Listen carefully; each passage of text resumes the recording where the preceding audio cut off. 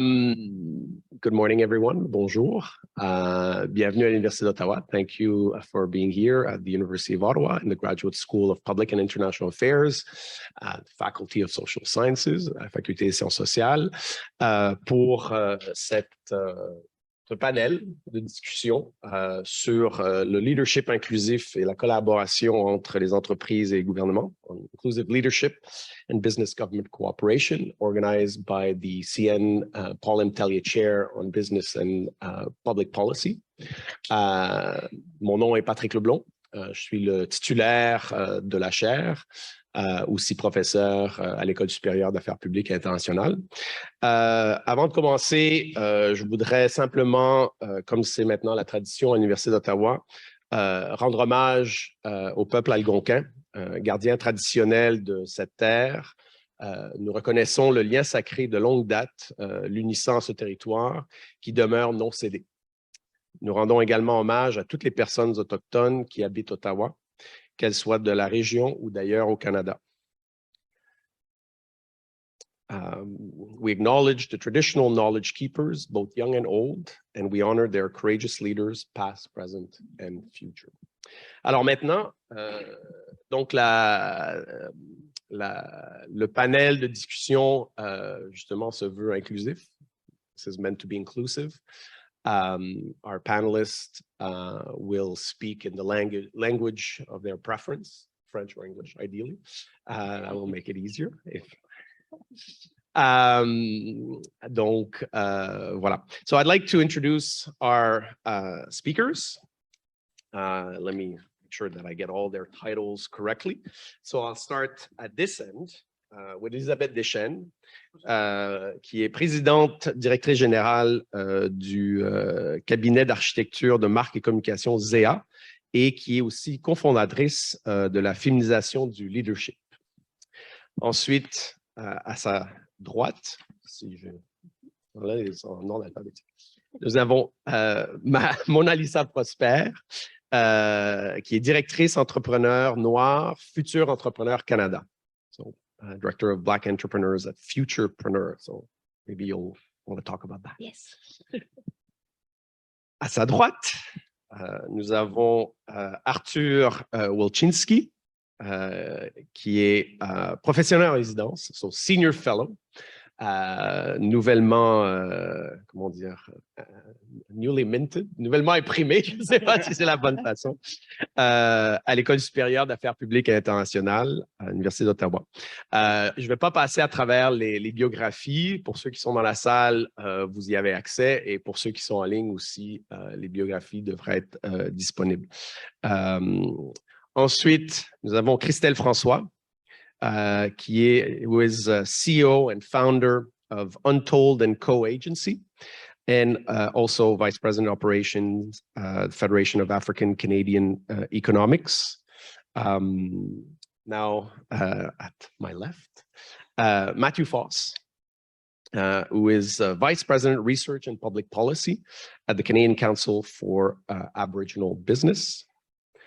And finally, on my right, Max Bron, who is Vice President, People and Change Accessibility Consulting, BDO Canada. Donc, the reason for this panel on inclusive leadership, it's, now apparently a lot of people talk about wokeism, but I think this is not really what this is about. This is about the fact that we have a society that has evolved with certain structures, and within those structures, certain groups, let's say, were privileged, whereas others were not, and decisions were made that advantage certain groups and not others. And finally, I guess, 2022, we're starting to wake up. Il y a un éveil qui se fait, et on commence à comprendre que, justement, si on va avoir une société prospère, avoir de la croissance, il faut que tout le monde puisse participer, que tout le monde puisse avoir les mêmes chances de mettre de l'avant leurs ambitions, leur potentiel, leurs habiletés, because as a society and economy, if there are people who cannot achieve their full potential and cannot contribute to that full potential, we lose. Everyone loses, right? We have less growth, we have less businesses, we have less good government people, we have less innovation. So ultimately, we all lose. Right? So that's the reason why I brought these people here who are leaders in various domains to talk about inclusive leadership, because ultimately, it takes leaders to have inclusive thinking. But what is inclusive leadership? That's kind of the big question. Qu'est-ce que c'est le leadership inclusif? C'est facile à dire, mais après, qu'est-ce que c'est? Comment ça se passe en pratique? Comment on le réalise? Qu'est-ce qu'il faut faire pour le pratiquer? Est-ce que c'est simplement d'un point de vue individuel, que ça s'exerce ou que ça se pratique? Ou est-ce qu'il y a des choses qu'on peut faire de façon institutionnelle? Est-ce que, encore là, ça demande de la collaboration entre le gouvernement, les entreprises, certaines politiques publiques qu'il faut mettre en place pour favoriser certains comportements inclusifs? Alors, c'est de tout ça dont on va parler aujourd'hui. That's what we're going to talk about. So, I'm going to start, I went that way for the introductions. I'll start with Max. And I'm going to ask, in a way, each panelist what inclusive leadership means for them, from their perspective, from their experience, in professional experience, personal experience. How and then we'll go back and compare notes, but we'll start the discussion with that. So, Max, please. Well, thank you very much for allowing me the opportunity to speak today. So I'm going to take a little bit of a controversial right from the start. And being in a learning institution, this might come across as a little harsh. But when I was growing up, I always looked at education like Etch-a-Sketch, that little machine where you draw on it and then afterwards you shake it up and it goes back to zero.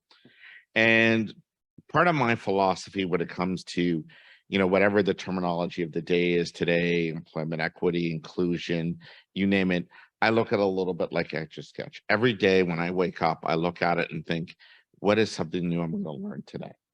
And from that kind of standpoint, that's what I think leadership is. I think that if you come into a scenario with a preset of factors that you think that things are going to be in a particular way, then all of a sudden you're going to fail. And so I like to come into every morning, that saying I put on my pants and I come to work, or I turn on my computer nowadays, and I ask myself, what am I going to learn today? And in my field where I deal a large amount with people with disabilities, I'm constantly learning. 20 years ago, I would have said as a young man, I knew everything. I know everything about this field. But now I go, that's the wrong approach. So I look at leadership is about having an open mind and about walking into every scenario, or in my case, wheeling into every scenario, really kind of with an open mind to listen. And I think that is the number one thing about leadership in inclusion, is about listening. I can tell you that if you are capable of listening and understanding and ask a few questions, I think you're going to have a very successful career in this particular field. So if anybody looks at my signature block, I like to say I lead by curiosity. And that is a philosophy I bring every day. And I'm going to use another little terminology that I'm going to steal from the legal firms and from lawyers. I like to look at myself as the lubricant between the various parties in which I deal with, to ensure that everybody understands what situation they're in and to come up with some kind of resolution that is amenable to everybody. Now, that's difficult. That doesn't happen overnight. That sometimes could take weeks, months, even years to get to.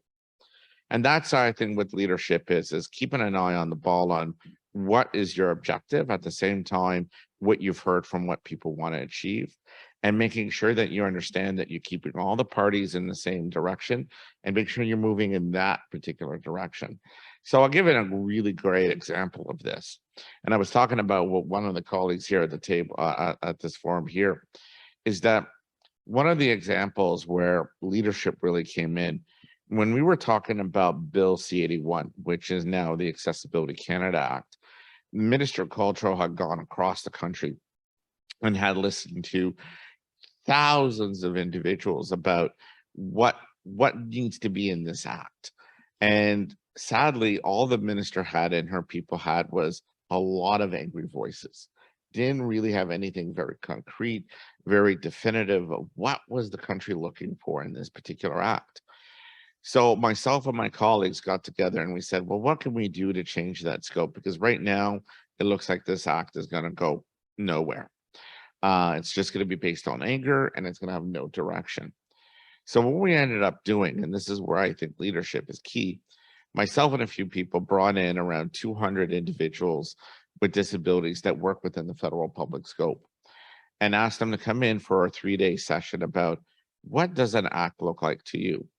Now, I got to be honest with you here, folks. When I hired the consulting firm to do this, at first I thought, oh, this is great. We're going to get a consulting firm in here. They're going to do the whiteboarding. They're going to do all this fun stuff. And the next thing I know, this person is bringing in totes after totes after totes of something. I'm like, what are you bringing in here? And he's like, oh, these are Legos. And I'm like, excuse me? So we're going to have 2 days, 3 days sessions at top, having all these public servants in a room that's glass filled. So anybody from the outside could look and see federal public servants for 3 days playing with Legos. I could just see the write-up on the newspaper right there saying, Max Bro hired all these federal public servants to write this new act and they're playing with Legos. I could just see the end of my career right there. The other thing that hit me really hard was, oh my God, I have a handful of individuals who are blind. Do blind people play with Legos? I didn't know this. And so within a matter of hours, I became very, very confident in the quality of work that was going to come out, that the individuals in the room were not only having so much inspiration playing with Legos, but the people that were actually building monstrosities, and I kid you not, that went straight to the ceiling, were the blind individuals. They could not get enough of it. And so when I look back at the act today, I look at it and I say, jokingly said that it was designed and built by federal public servants with disabilities playing with Legos.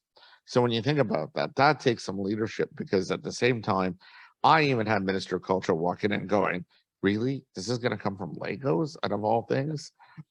Anyways, what I'm trying to get at here is that you need to keep your mind open, and you never know when that particular moment is going to give you that eureka moment. And that's what leadership is acknowledging the fact that you're listening, you're keeping your mind open. And the third thing is you're listening again. So I'm going to pass it on to my rest of my colleagues, because I know they're going to have a lot more to talk about this. But again, just keep in mind that when you look at me and you think about me, just remember, playing with toys that you grew up with might actually get you the solution what you're looking for. Thank you very much, Max. That was great. Matthew. Yes. Well, thank you for inviting me and including me in this discussion. Leadership to me is about living and acting out your values.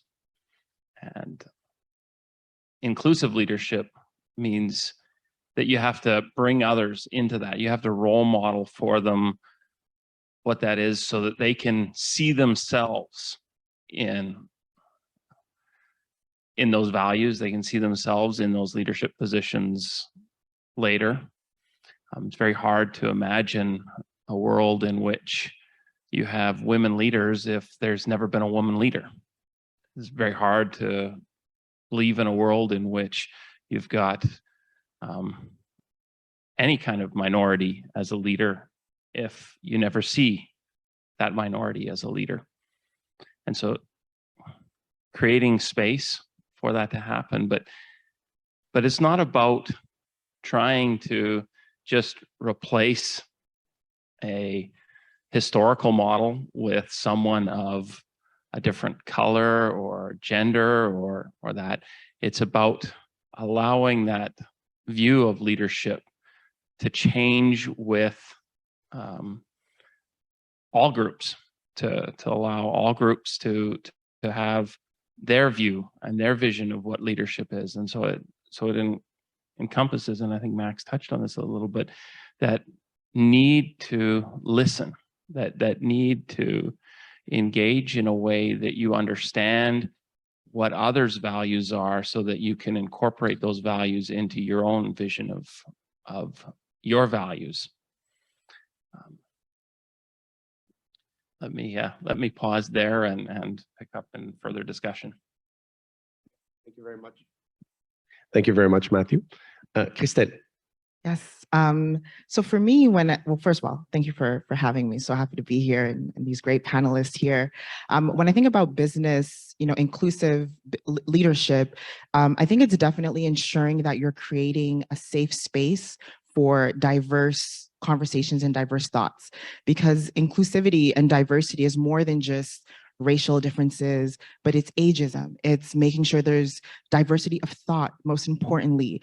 People of different backgrounds, different, just a range, whether it's gender, whether it's age, whether it's racial, whether it's experience. You want that range of thought at the table. And as a leader, it's important to create that space for people to be able to bring their full selves. The more you're able to create an environment where people are able to present authentically as possible is when you're really able to drive change and innovation, and really you're able to push things forward. So as a leader, it's your duty and responsibility to create that environment, but also identify the gaps. So if you do have a team or a group where you're aiming to solve an issue, you also are responsible for identifying who's missing in the room, right? Are we making sure that we're addressing everyone who needs to be represented? And I think as a leader, you have that duty to do that and to seek out that experience and that perspective as well. Because not only is it your responsibility to create that environment, but it's to your advantage as well. Having diversity of thought and making sure you have an inclusive environment and team is to your advantage as an executive and as a leader, but most importantly, you're able to inspire your team and those around you as well to do the same, as we're able to kind of move things ahead. Merci beaucoup, Christelle. Arthur. Merci infiniment, Patrick, et merci à tous mes collègues sur ce panel. Effectivement, je suis tout à fait d'accord avec tout ce que mes collègues ont déjà dit. Je pense que c'était des perspectives très importantes. Pour moi, la question de leadership inclusif, c'est un concept vaste. Il y a beaucoup d'approches qu'on peut amener à ces questions. Il y a, comme plusieurs ont dit, les expériences des communautés particulièrement ciblées, de la discrimination. Mais pour moi, le leadership inclusif, je pense que ce que Max a dit pour moi avait beaucoup d'importance. C'est l'apprentissage, c'est d'être ouvert à apprendre tout la longue de notre vie, de reconnaître que nous avons des limitations en tant qu'individus, qu'on ne connaît pas tout. Nos expériences sont les nôtres, ce ne sont pas les expériences des autres. Et d'être ouvert à des perspectives, de reconnaître la valeur des perspectives différentes, d'être très, très conscient et d'aller chercher délibérément les perspectives des autres. Pour moi, c'est absolument essentiel pour être un leader dans une entreprise, dans un gouvernement, dans la vie personnelle. For me, again, it's to be very deliberate about seeking individuals and perspectives who have different life experiences, who have different educational backgrounds. It's being as and I love that the way you turned that phrase, Max. It's lead by curiosities, having that constant sense that I have limitations, but I want to know about how life is lived by others, and that by learning about that and being deliberate and choosing to create an inclusive environment, and then acting on it, is how I think we can manifest inclusive leadership in government, in business, and in everyday life. Thank you, Arthur. Mona Lisa? Yes, so it's going to be hard to pass after all these. I know, I was thinking about that right before. Thank you for allowing us to have these conversations, because it's, of course, extremely important. And I agree with everything that was said before. I would simply add that to my opinion, the ultimate goal would be to not have to specifically speak about inclusive leadership, but for it to be intrinsic to what leadership is. Because everything that was mentioned before and everything that, you know, that we think about when we talk about inclusive leadership is basically to be a good leader, right? To be curious, to be aware, to be open to change, to learning, and to be able to address all the specific barriers and issues faced by the different personalities or, you know, the different origins of the people that we work with or that we're trying to cater to.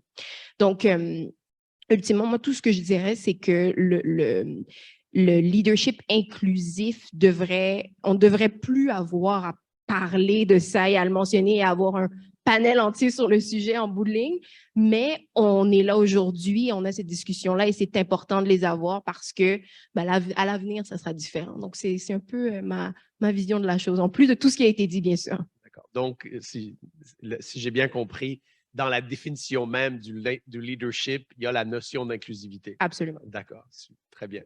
Isabelle? Bien, bonjour tout le monde. Moi aussi, je suis vraiment honorée de faire partie de ce panel vraiment de haut niveau et de parler à la toute fin. Alors, sachez, je vais faire une synthèse. Tiens. Ça va être ça que je vais faire. En fait, ce qu'on dit, hein, je crois que ce qu'on doit comprendre de ce d'abord, le leadership a plusieurs visages. Et c'est ça la complexité. Et c'est ça sa beauté aussi. Mais je crois que meilleur humain nous sommes, meilleur leader nous sommes. Et dans le fond, c'est ce qu'on est en train de dire. Travaillons sur notre humanité. Et je suis d'accord avec toi. À chaque fois qu'on parle d'inclusion, on fait appel à l'exclusion aussi, je crois. Et c'est ça qui est dommage. Je dirais aussi que c'est un leadership qui doit se mettre en mode composition versus opposition. Puis de créer ensemble un avenir meilleur. Hein. Moi, je travaille dans les organisations et pour les marques, hein, mais pour la marque en matière de logo, mais en matière de projet de société. Puis d'ailleurs, j'ai fait un beau mandat avec BDO Montréal. Ceci étant dit, ce que je crois qu'on doit faire, c'est de nous amener, d'amener le leadership et nous amener dans un leadership plus activiste, c'est-à-dire prendre action. Et prendre parole, mais prendre action pour qu'ensemble, on puisse s'améliorer au cours des choses. Et pour moi, c'est mon ultime visée, c'est ça. C'est d'être utile à la société, qu'on soit utile à la société, qu'on prenne notre responsabilité à cœur et qu'on pousse nos visions jusqu'au bout. Et ça veut dire aussi donc, penser en écosystème versus l'écosystème. Ça aussi, c'est facile à dire, mais l'écosystème est fondamental parce que le projet, il est systémique. Il n'est pas en silo. Et pour moi, l'inclusion, le défi qu'on doit toujours se donner, c'est d'éviter justement, comme nous avons dit jusqu'à présent, de créer ces silos qui vont nous laisser seuls de chacun de notre côté. Alors, c'est une posture mentale et bien sûr une façon d'être. Et c'est pour ça que c'est si complexe, c'est pour ça que l'humain a ses billets. Oui, effectivement. Merci Isabelle. Maintenant, bon, vous avez fait état de selon vous, qu'est-ce que le leadership, je vais dire inclusif, mais je vais m'arrêter au leadership. Non. Moi, j'ai une petite réaction, si vas-y, vous me permettez. Mais je pense que je suis tout à fait d'accord que le leadership on ne devrait pas avoir un mot comme inclusif de l'avant, que ça doit être inhérent dans la description du mot. Mais malheureusement, on n'est pas rendu là. C'est pour moi le plus grand problème. C'est que ce jour-ci, je pense qu'il y a vraiment une attaque ciblée sur le concept d'inclusion. Et je pense que, Patrick, vous avez mentionné un mot qui m'a fait brosser un peu au départ, c'est le mot « woke ». Et je pense que c'est un mot qui… C'était voulu. Voilà. Alors, I'll react now. Pour moi, le mot et tout le concept d'être contre le concept de woke, c'est parce que je pense que les dynamiques de pouvoir sont en train de changer. Et les efforts qui sont ciblés pour créer un espace ouvert et inclusif, ça cause, les gens sont inconfortables avec ce changement. Et cette réaction, je pense, cause une backlash d'une certaine façon. Et pour moi, c'est pourquoi on devrait être, encore une fois, délibéré. We have to be deliberate in this and recognize that there is a challenging attack to the question of leadership that should be inclusive as being something that is turned on its head. And I think that we need to be very mindful of that deliberate attack on inclusion. Si je peux me permettre. Oui, vas-y. C'est ça, hein, c'est un panel. Alors, C'est ça le but, parfait. justement, Parce que d'avoir je une trouve ça- discussion. Oui, puis je trouve ça extrêmement intéressant parce qu'il y a la destinée et la route pour s'y rendre. OK? La route pour s'y rendre, les mots sont importants. Et dans ce sens-là, et je pense qu'on se dit dans la destinée ultime, d'être obligé de mettre des caractéristiques à une terminologie comme le leadership. Bon, mais la route pour s'y rendre. Il y a aussi un magnifique livre qui a été écrit, un roman qui a été écrit par Marie Cardinal qui dit les mots pour le dire. Pourquoi j'amène ça? C'est que en créant l'Alliance sur la féminisation du leadership, ça fait 2 ans qu'à chaque grande rencontre, il y a quelqu'un qui vient et qui lève la main en disant, mais pourquoi on doit dire féminisation du leadership? Pourquoi pas leadership conscient? Pourquoi? Bon. Et on dit bien féminisation du leadership. On ne dit pas leadership au féminin. On dit féminisation. On dit leadership conscient. Ça appelle aux côtés, aux valeurs plus féminines de l'humain. Mais à chaque fois, je dis, mais sinon, on va tellement diluer le sujet qu'on ne le réglera pas. Et c'est ça que tu amènes. Et c'est ça qu'on est en train de parler. Merci beaucoup. Anyone else would like to talk about this notion that Melissa brought about, the fact that we need to qualify leadership, but ideally we should not have to, but it's a path. We're getting there. Anyone would like to react? I just want to clarify. I was saying that the ultimate goal, right? That's definitely what I was saying. I mean, I'm the director of the Black Entrepreneur Startup Program, and it's important to be intentional, and it's important to address the specific issues in order for, in I don't know how many years, not have to name them before. So I just wanted to clarify that. But the other thing I think I want to add, and I think we all agree on this, is as a leader, we have influence automatically. And so if we want to influence our teams, our organization in the right way, we have to be good role models in that sense. And so if we want our organization or our teams to be inclusive and to be truly addressing all the different experiences of everybody, we have to emulate that. And we have to ensure that our openness, our curiosity, and the way we want to learn about those differences, we're able to convey that so that everybody else is able to apply the same way. When we think about diversity and inclusion in terms of management and in terms of company cultures, it's always a top-bottom thing. It'll never be a bottom-up thing for it to truly apply. So yeah, just wanted to add that. Okay, thank you. To add to this argument, I think being a leader, you need to be aware of both the positive and negative aspects of what you're trying to push forward. And you need to be at any given time ready to be able to address any of those issues that are negative. But at the same time, part of being a leader is sometimes understanding that the path that you need to take is not well paved. And that you need to get on that path. And like a guy in a wheelchair, trust me, I understand paths. You need to, sometimes go down that gravel road in order to get to the paved road. And what I'm trying to get at is, from the disability movement point of view, we've been looking at the Indigenous population and the racialized communities. And we're now at a stage where we're starting to take ownership for our own files. And that's something that we've taken by looking at the other communities and looking at how they've done very well or poorly, and going back and going, okay, can we do the same thing? And that's part of my shtick. I'll be honest with you. My shtick is, and I've said this for the last 3 years, I'm trying to figure out how to monetize people with disabilities in our file. I'm trying to find a way where, for the last 40 or 50 years, there have been individuals that don't represent my community who have been taking my file representing people with disabilities. And when I look at a situation with unemployment with people with disabilities, I want to take ownership for that. And that's one of the things that I'm so big on. And it's through that we're going to have more people with disabilities entering into the workforce and being successful in the workforce. So is that a negative point of view? It could be for some people. So I have to be able to defend that particular action. So being a leader is on occasion having to be in a defensive mode. Thank you.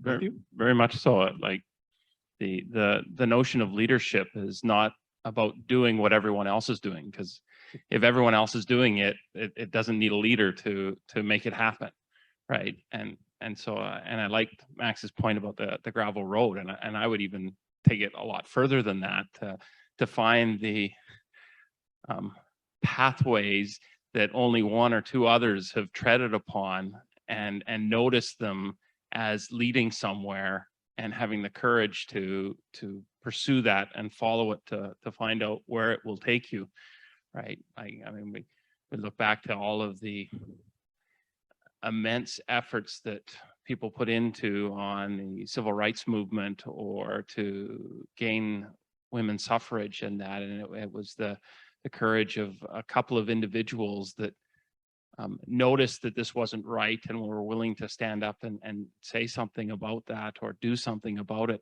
And so having, as a leader, seeing some of that and having the courage to notice and act upon it and increment it just that further step, right? About leadership isn't about often making it happen, but just moving it a little bit closer. Thank you, Matthew. Christelle?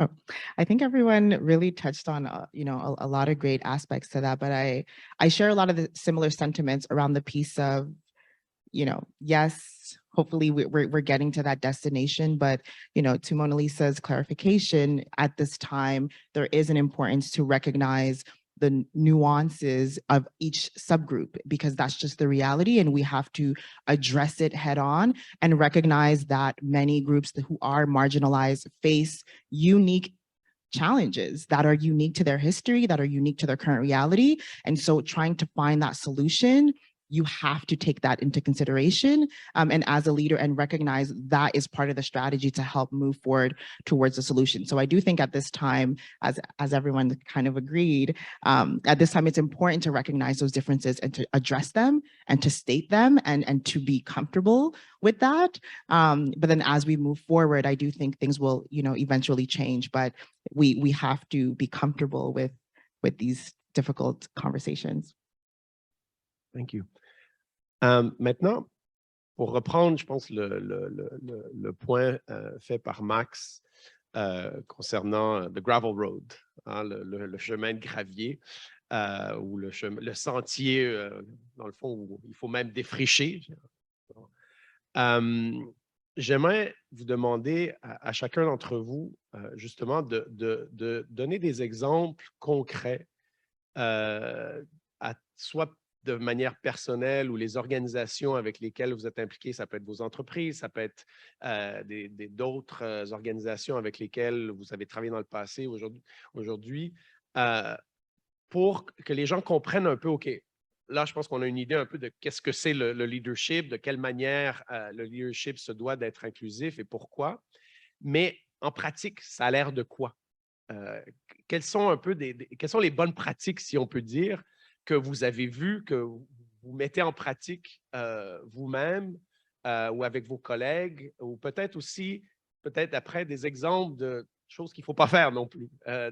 Donc, pour que les gens ici ou en ligne puissent avoir une meilleure idée de qu'est-ce que ça veut dire concrètement lorsqu'on parle de leadership et leadership inclusif. Alors, je ne sais pas qui aimerait commencer.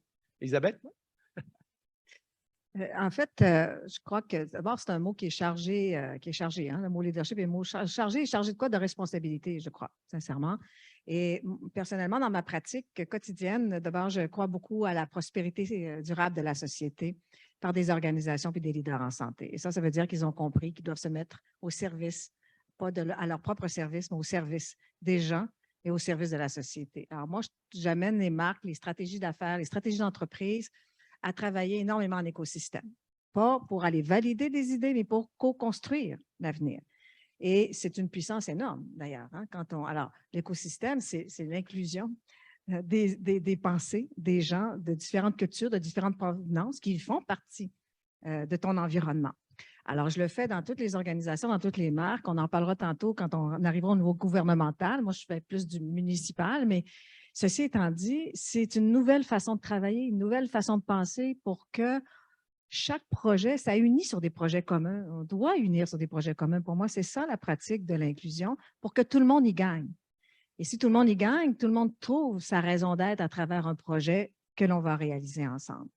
Donc, et ça touche aussi, je peux me permettre, au nouveau système capitaliste qui doit être un système capitaliste beaucoup plus communautaire, intégrateur de pensée de gens. Alors, dans ma pratique, tous les jours, je fais ça avec tous les clients, qu'ils soient les entreprises privées, petites, moyennes ou grandes entreprises, ou des municipalités, à travailler complètement autrement. C'est une discipline et c'est une autre façon de voir le monde des affaires et le monde du développement économique. Et c'est une grande, grande, grande richesse. Je vais me faire l'avocat du diable. Oui, avec joie. J'aime les avocats du diable. Parce qu'il y en a qui vont dire, ben, le leadership, c'est de prendre des décisions, hein, ultimement, donc de décider. Et parfois, sinon souvent, il y a des décisions qui font en sorte qu'il y a des gagnants et des perdants. Il y a des compromis à faire. Et ce que tu me dis, Elisabeth, c'est que toi, ta vision, c'est de dire, de trouver des manières que tout le monde y gagne. Alors, que dis-tu à ceux qui disent, mais non, c'est pas toujours possible de trouver des solutions où tout le monde y gagne parce que dans la société, il y a des contraintes financières, etc. Donc, il faut faire des choix. Oui, absolument. J'ai cette question régulièrement. Ceci étant dit, pour moi, le leadership inclusif est à l'opposé des oppositions. Il n'y a pas de gagnant ni perdant. On ne peut pas avoir un rapport de force. Et c'est terminé, ce rapport de force-là. Et pour moi, on va parler tout à l'heure de nouvelle gouvernance, autant dans les organisations publiques que privées. Il faut changer ce rapport-là. Alors, je crois parce que je l'ai vu en pratique, ça fait des années que je fais ce métier, j'ai vu des organisations, des marques, parce que j'appelle ça une marque, mais des organisations passer à un niveau de croissance inimaginable qui dépasse les objectifs qui se sont donnés parce que tout le monde a travaillé un projet plus grand que son propre projet d'entreprise. Et l'inclusion, il est bien sûr genre, il est culture, il est provenance, mais il est plus que ça. Il est la compréhension réelle du bien commun et c'est les effets utiles de l'économie.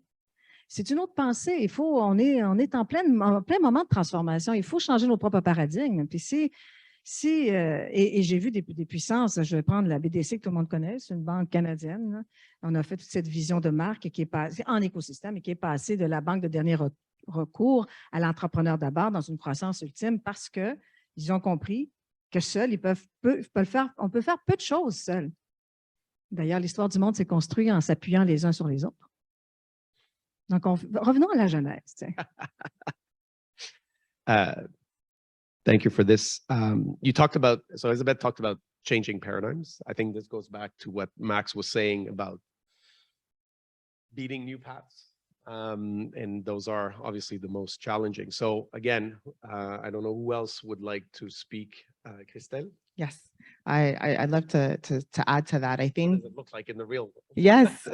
So for example, I'll speak directly on my current experience. So working at the Federation of African Canadian Economics, our mandate is really to ensure that we're able to service Black entrepreneurs across Canada in a way that gives them access to capital to enable them to really grow their businesses. And so, when I think about the inclusive, leadership perspective, one of the key things for us, and when I look at my team, it was important for me to make sure that we have people of different, because being Black, we all come from different countries and backgrounds, right? And so we're not a monolith. And so it's important to make sure that you have that range of thought at the table, that we had people who had different experiences as well. But what's important is to make sure that you have the common goal, but the team that's at the table to help accomplish that brings that range of expertise. And so in terms of actual applying that is making sure that we were going into different databases to find staff that had, not just through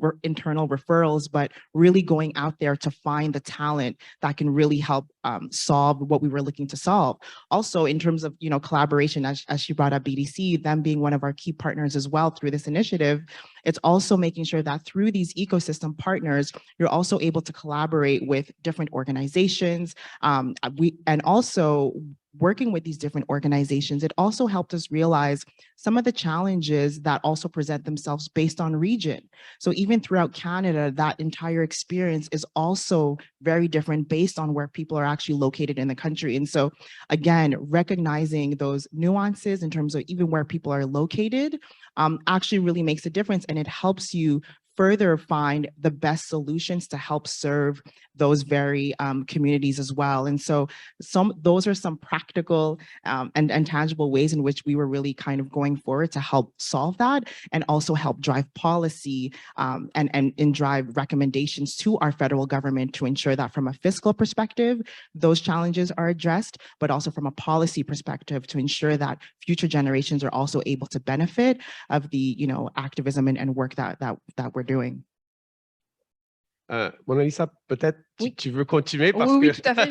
je pense que En fait, de mon côté, donc nous, on travaille souvent en collaboration d'ailleurs avec Face, avec Christelle. Donc, chez Futurpreneur, donc très rapidement, la Futurpreneur existe depuis plus de 25 ans maintenant.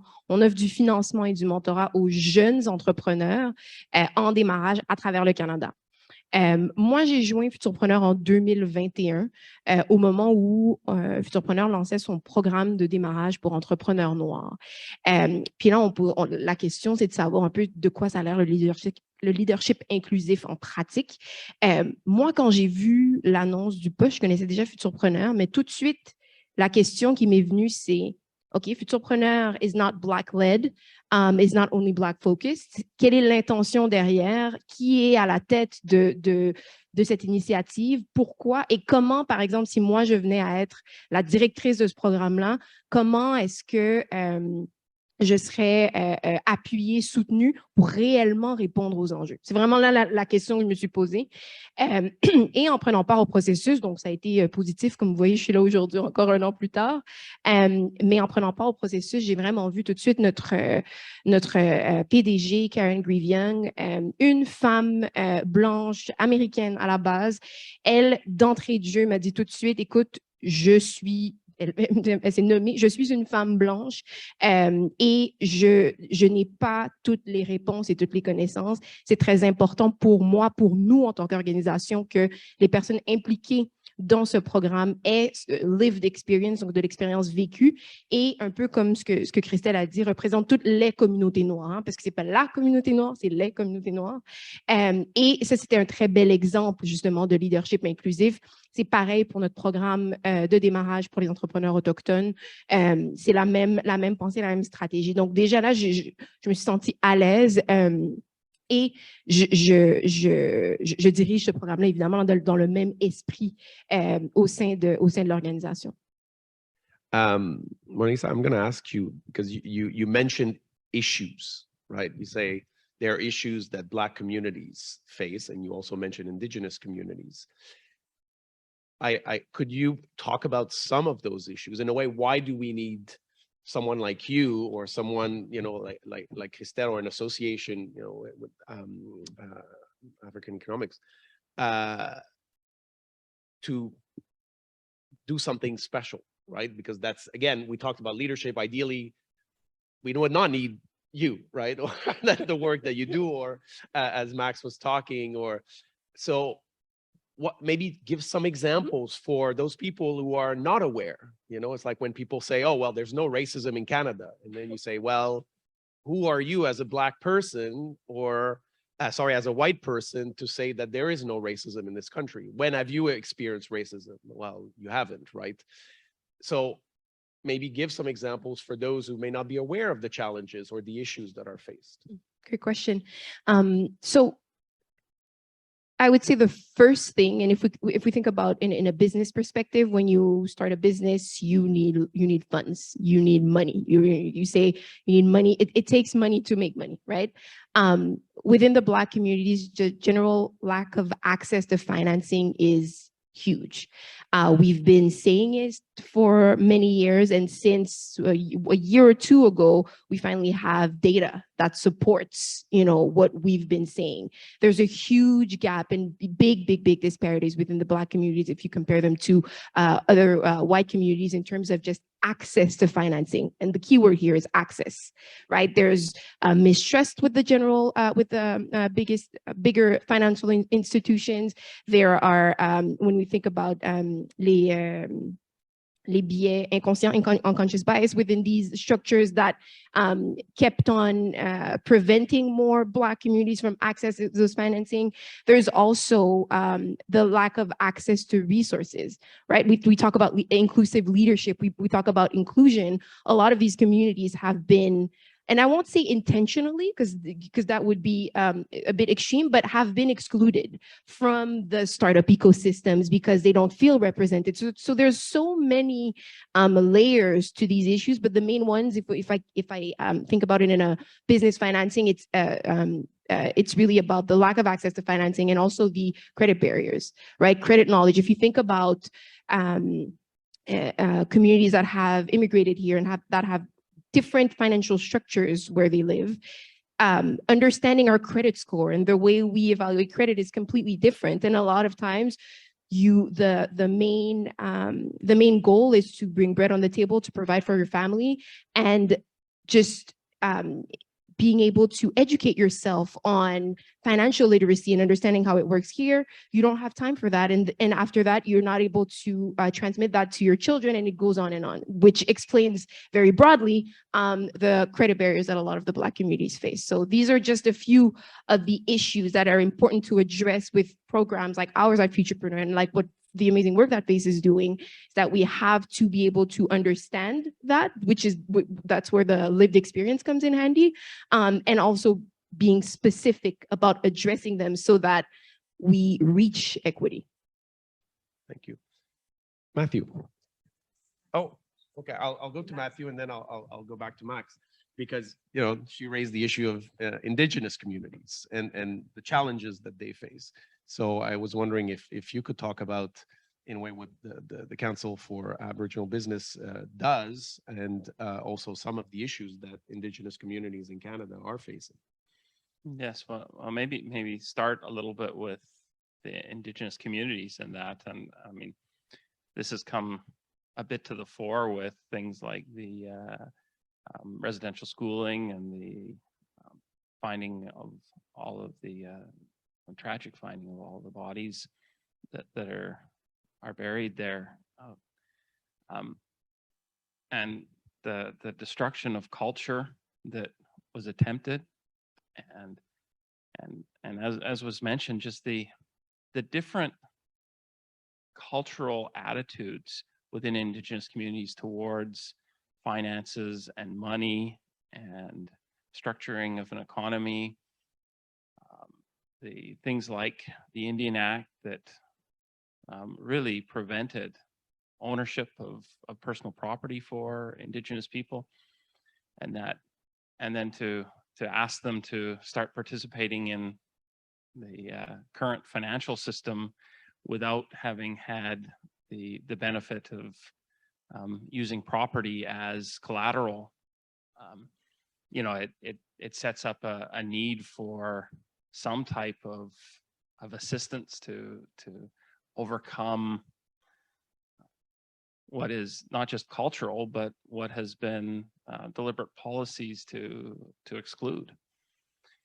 And so you take an organization like ours at the CCAB, that one of the things we do for our members is we set up tools and finance for Aboriginal businesses to help them navigate and access some of these hurdles.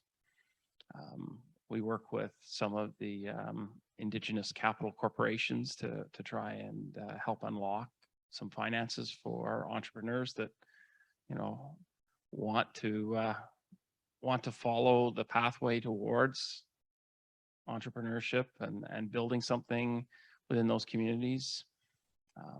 We work towards mentorship programs to help teach and show, demonstrate to Indigenous peoples how to start businesses and how to get them going, and model those for them so that they and create networks for them so that they've got a place to go to get supported and find ways to reach out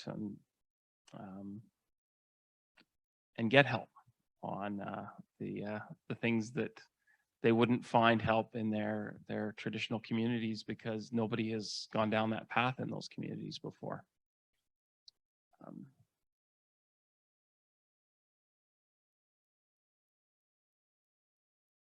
Like there is such a gap to overcome, and it's hard to overstate how large that gap is.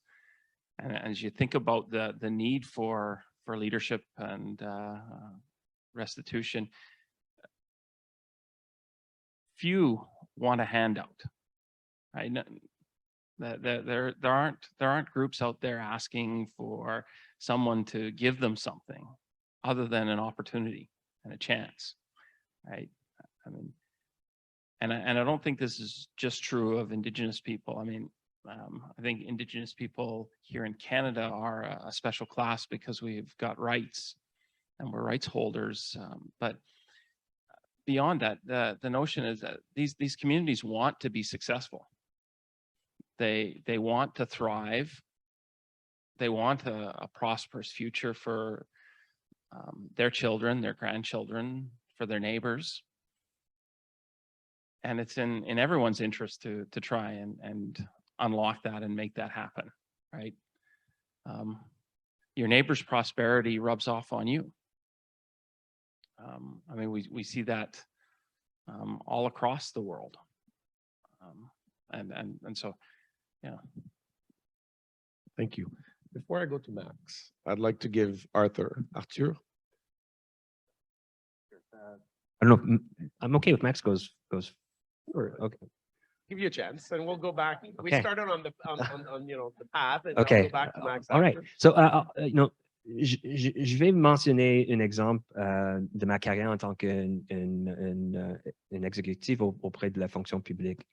Quand je suis joint à la fonction publique dans les années 80, le purge des membres de la communauté LGBTQ était en effet. So the purge of LGBTQ2 persons was in full swing. People were losing their jobs.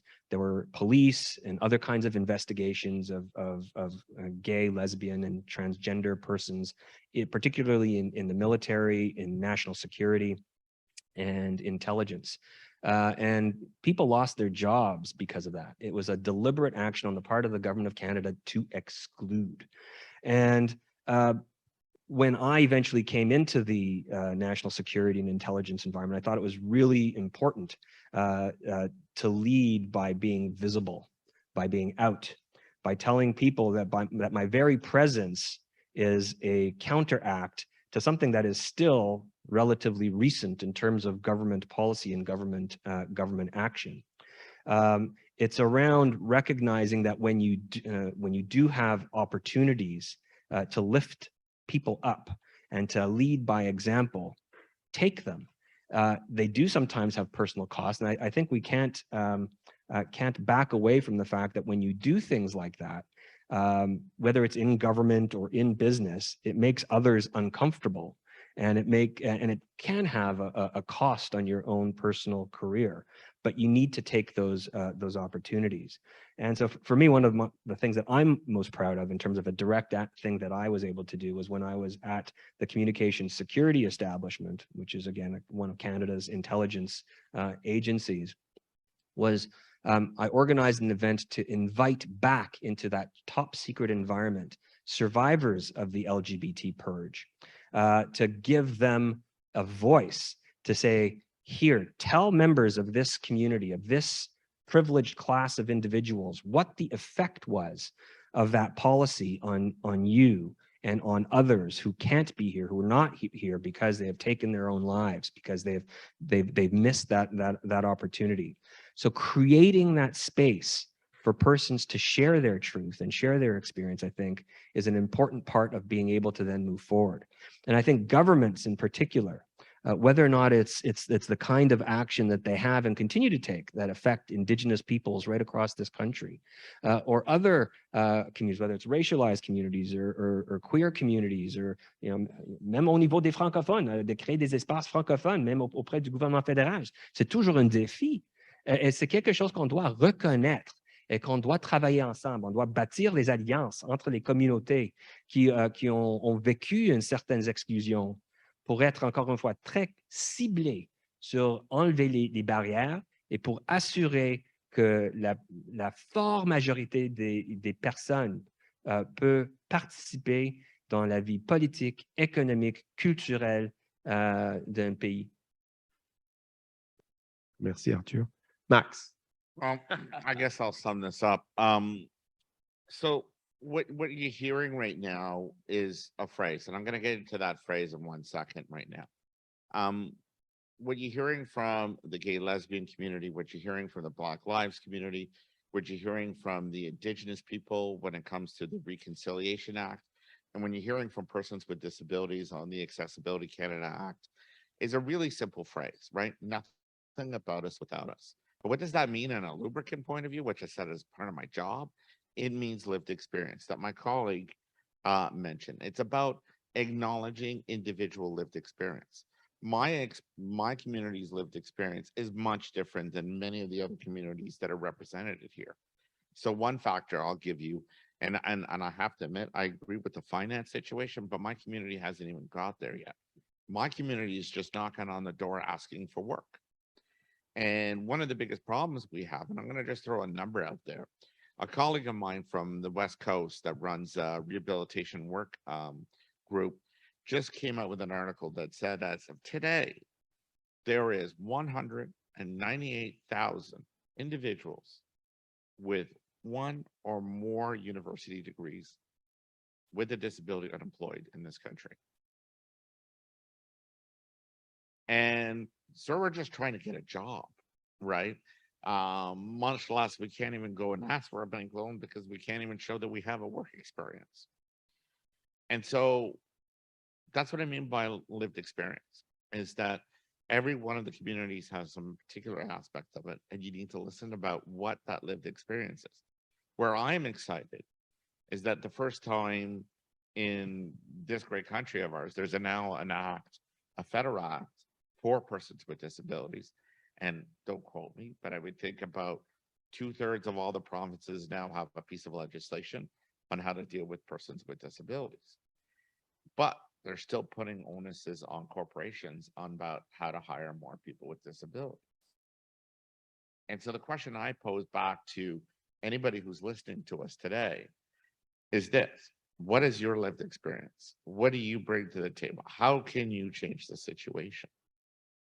And the challenge I have is to my colleague to my left of me from the university systems.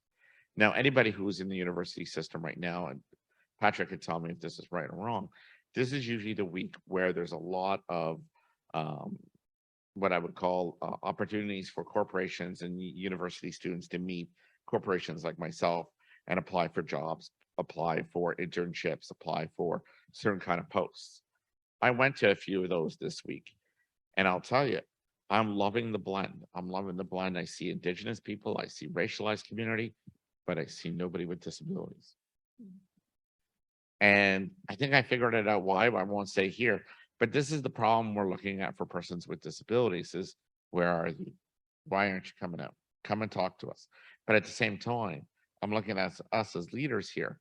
This is what we're here for, is we're here to understand what it means by nothing about us without us, and how we can come back to the various sectors and make sure that we move it along to make sure we get more individuals getting bank loans, individuals from the Indigenous community, making sure that their voices are being heard about how to change things in their communities. And for my community, about, employers opening up their doors and hiring some more people with disabilities. Max, can I get back on the few points that you've made, which I think are great and very important points. You mentioned two things. One, employers opening doors. But you also mentioned, you say that you've been to meetings for, future employees, and you say that you haven't seen really a lot of people, if any, with disabilities at those functions. So I'd like you to maybe expand on, we talked about, you said, we're not even at the asking for money stage. We're just trying to get jobs. Can you maybe expand a bit on the reasons why it is so difficult? You mentioned, more than, hundreds of thousands of people with university educations not getting jobs. Why? I mean, that for me, I admit to my lack of knowledge, but I'd like you maybe to explain to us a little bit, what are those challenges? Why? All right. So here is a theory of mine, and I want everybody to understand this as a theory. When I went back to the organizers of these particular sessions about recruiting students, I asked them, I said, where are the persons with disabilities? And their remark was very quick, very simple. We're having a separate session for them at the end of October. And I'm sitting there going, well, wait a sec. I'm here today at this particular session to recruit people with with disabilities, without disabilities, from everywhere. And you're telling me 6 weeks after this process, you're going to have another session just strictly for people with disabilities. What I want is that during this week, people with disabilities are part of this process. Because when I go back, and mind you, I represent a corporation. I represent BDO. And BDO, like everybody else, has a process. And our process, when I go back and I talk to my board of directors, is this is the week in which we identify individuals from the universities, the strongest and the most talented individuals, and then we put them through our program. So a program that happens 6 weeks after the fact doesn't fit into what we do. And so I've been hearing a lot of words by a lot of politicians saying that corporations themselves need to stop using the excuses of saying, well, it needs to fit into our programs. But there's some reality into this.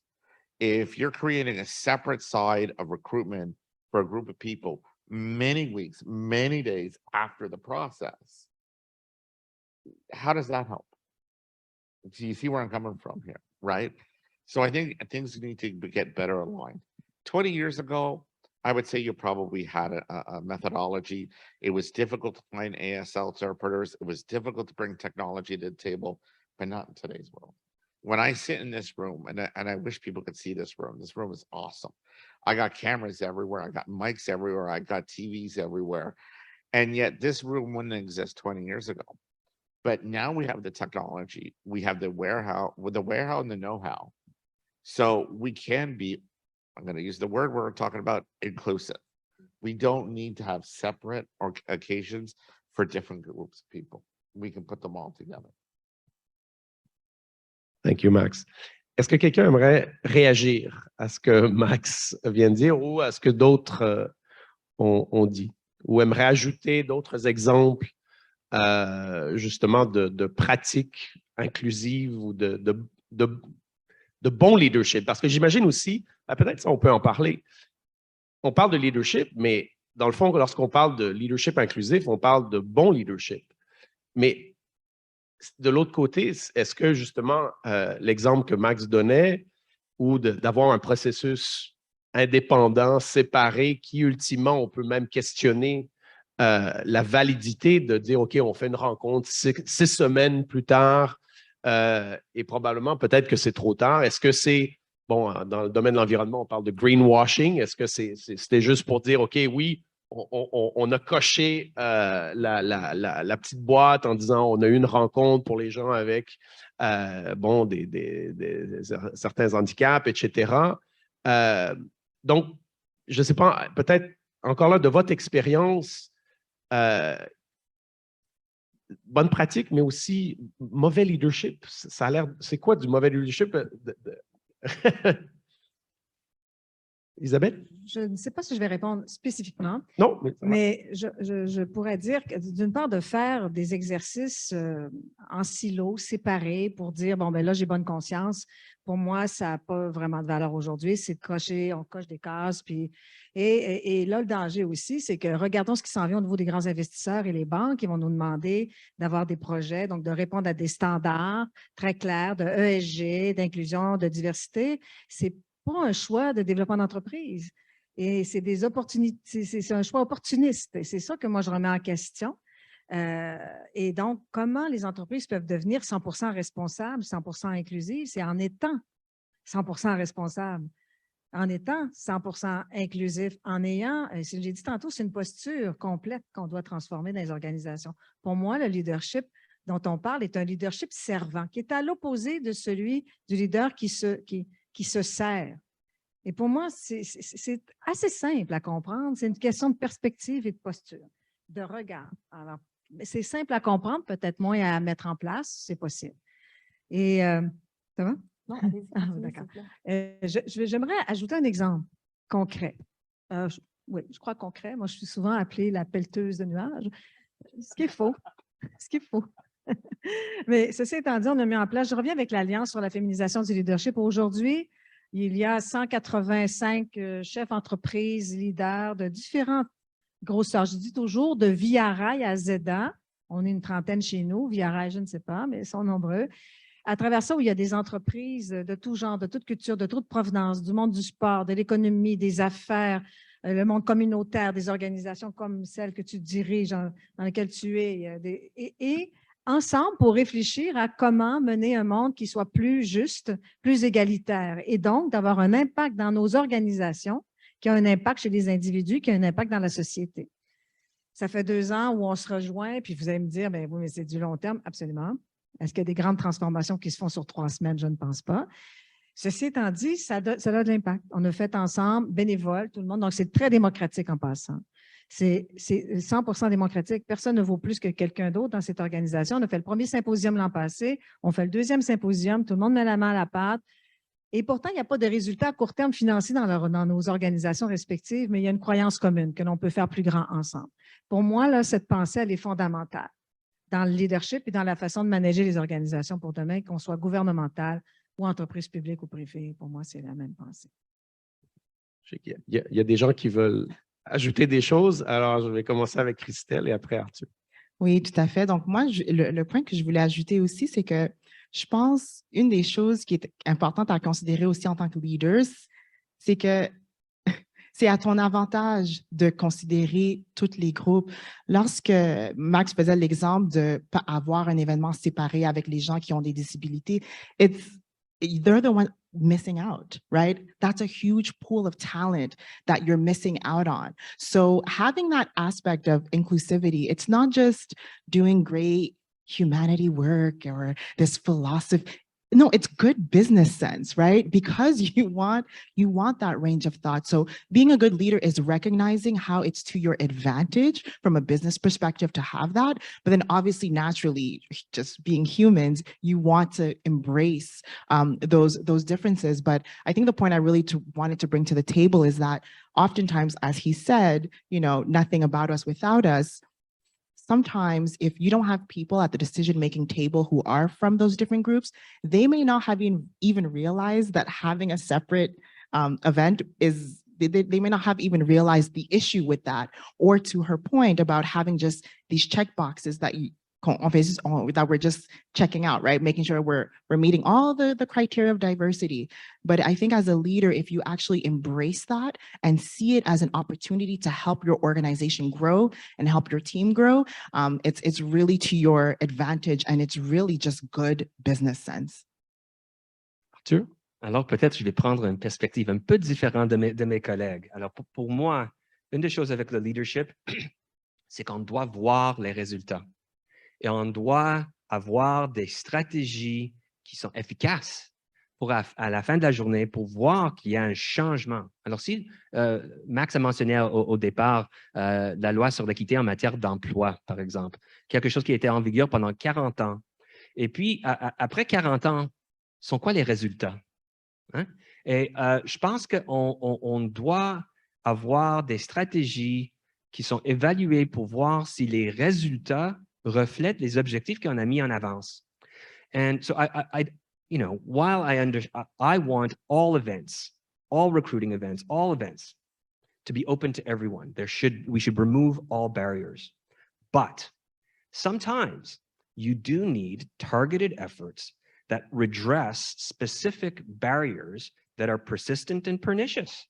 It is why we do need, in my opinion, to have targeted efforts to increase the representation of racialized persons, particularly Black Canadians and Indigenous Canadians within the federal government. We need that targeting because I think the generalized approach has, at the end of the day, not produced the results that we want.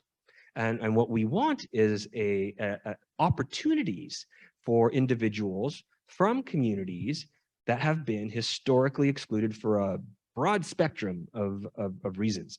So yes, to making sure that persons have those opportunities at generalized recruiting events, but I don't think that the time has come yet that we can get rid of targeted events that aim specifically to redress specific barriers. Isabelle? Juste une Oui, seconde. oui. Je suis tout à fait d'accord avec tes propos. Je crois qu'il faut toutefois remettre en question la façon dont on mesure la performance. Parce que si on garde les mêmes KPI du passé, comment allons-nous évoluer? Et c'est ça l'incohérence qui existe dans les organisations, puis que personne ne nous suit non plus. Donc, ça prend des nouveaux KPI. Ça prend des KPI qui sont en lien avec une nouvelle vision des organisations, une nouvelle façon de manager, le nouveau leadership et des KPI humains, s'il vous plaît. S'il vous plaît. Mona Lisa? Oui. Très, très, très intéressant. Je suis très d'accord avec ce que tu as dit. J'aimerais juste peut-être ajouter, quand on parle, puis là, je vais aller à l'opposé de ce que j'ai dit au tout début, là. Mais, oui, mais quand on parle de leadership inclusif, il faut être conscient que c'est extrêmement difficile et c'est extrêmement inconfortable. OK? Puis il faut prendre conscience de ça, d'où l'importance, évidemment, de le nommer, d'en discuter, d'en parler. On a parlé d'outils de mesure pour vraiment être en mesure de voir les impacts, d'avancer. Là-dedans vient la notion de temps. Parce que ça prend énormément de temps à arriver à des résultats.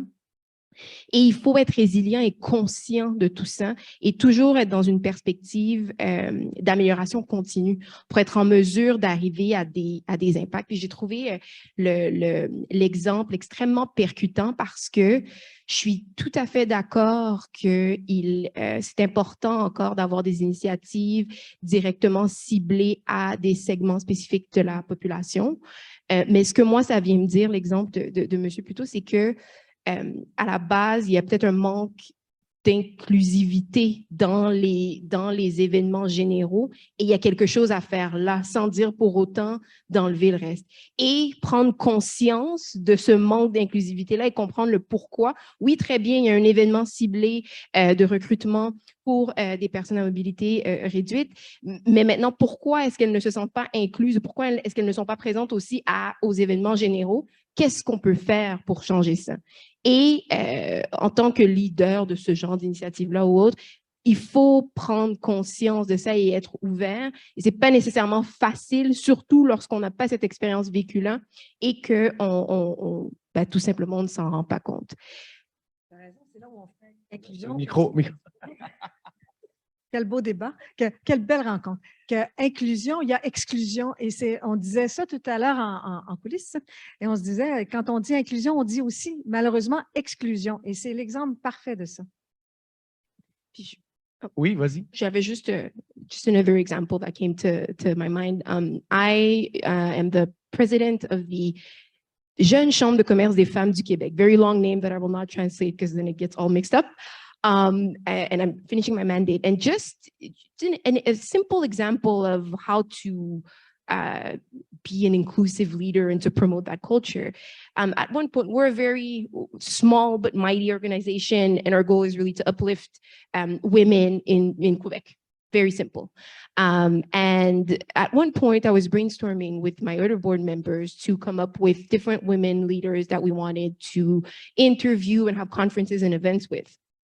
And when I first became president, I instituted a inclusive governance sort of politic to ensure that we have, the good representation around the table, and that le groupe n'était pas homogène. Donc that was my first step. And then when we did that brainstorm, all the names that came up were white women from Montreal. And I just stood there and I was listening to the team and I let them go. And then I was like, okay, I'm like, ladies, do you realize that all of the entrepreneurs that you named are white women from Montreal? And it was silence. And then they felt bad and oh my God. But just that when I say that it's uncomfortable, it gets uncomfortable at times, but you have to make it a safe space. And all of the other leaders were open and sat down and were floored. And they started thinking, wow, I can't even come up with the name of racialized women, or, that's a business owner in Quebec, right? And that's an issue. And okay, we need to do some research and go back to the drawing board. And I was very happy, even if it's sad in a way, but I was happy about that outcome because I felt like, okay, you know what? I made something change in their mind, and they're going to be mindful of that moving forward. It's a great example. I'll get to you, Arthur, about our unconscious biases, right? And how, notwithstanding our goodwill, right? We can sometimes say, oh yes, these are the people in my networks and the people that I know. And, it's kind of your go-to, and it's easy, right? But until you're confronted and someone like you says, do you realize what's happening here? And me as a white person would go, oh my goodness, and that's when I think you get those haha moments, and those, you're right, it's challenging, it's uncomfortable, both for you to call it out, right? It puts you on the spot, and it puts these people on the spot, but I think that's the way, and I think Arthur mentioned that also earlier, like you have to be out there, otherwise change is not going to happen, and people are not going to realize their implicit biases just because of what their lives has been, and the way they grow up, what they've learned around them, their society, etc. Arthur, please. Yeah, I was just going to pick up on that. I think that, as a cisgendered white guy, I have to acknowledge my privilege, and I have to acknowledge that I have the ability to do certain things without certain preconceived notions or preconceived barriers, and I sometimes take that for granted. So you have to be aware of that. But then you can turn that on its head also and use your privilege for good. You choose to do that. You choose to bring people in. So, I think as leaders, often people talk about mentorship, but within our organization, you're asking about good practices. We try to aim for sponsorship, where you deliberately try and create opportunities. You make sure that individuals from excluded communities get the opportunities for training, get the opportunities for acting in positions, and then promote them. For years, we've erred on the other side, and we thought, oh, this is risky. If we take, chances the other way, some bad thing might happen. Well, bad things have happened in terms of a persistence of exclusion in institutions of the state that is incompatible with our identity as a diverse federation, a bilingual country with a significant indigenous and growing indigenous population that have been historically excluded, and racialized communities that also have been historically excluded. So use your privilege. Find individuals so that you don't end up in situations like you just described, where people are naturally reflecting on who do we want to hear from, but there's an absence, and that absence, I think, deserves deliberate action to try and eliminate. Matthew? Yeah, and I just want to pick up on something Arthur said a few moments ago, that leadership and inclusion is not a checkbox exercise. Right, you have to make real change. Inclusion doesn't happen without real change. Right, it's not a matter of saying, okay, well, I will invite some new people into the discussion, or I will set up a facility that or a separate event for them, or anything like that. It has to involve inviting them to participate in the way they want to participate, right? And it means that your practices, your institutions have to change such that they can thrive within that as well. Thank you. Max? Yeah. So here's one of the real cool things, because I've been, pushing the boundaries here, but let's talk about some cool stuff. And I apologize for that. Right now, as a person with a disability, I'm living in a really exciting time, and it's called COVID. And you're like, how the hell is he considering COVID exciting? And I'm going to explain to you why COVID is exciting for people with disabilities. Prior to COVID, so we could all safely say that COVID hit in 2020. We'll all say that. Prior to 2020, for almost 40 years, people with disabilities have been saying, technology is really awesome. Technology is really getting to a point now where I can work from home. I could do all of the things you want me to do, and I could do it at home. But you let me work at home. Nope. Right. And the community kept on hearing that time and time again. We could get more people with disabilities at work if you allow more people to work from home. Nope. Well, what happened in the spring of 2020? All of us here, I can guarantee you, when we first all met each other, all said one thing. Yep, working from our home office. So from a person with a disability, I got a really big smile on my face, because the world just had an experiment where we're now all working from home.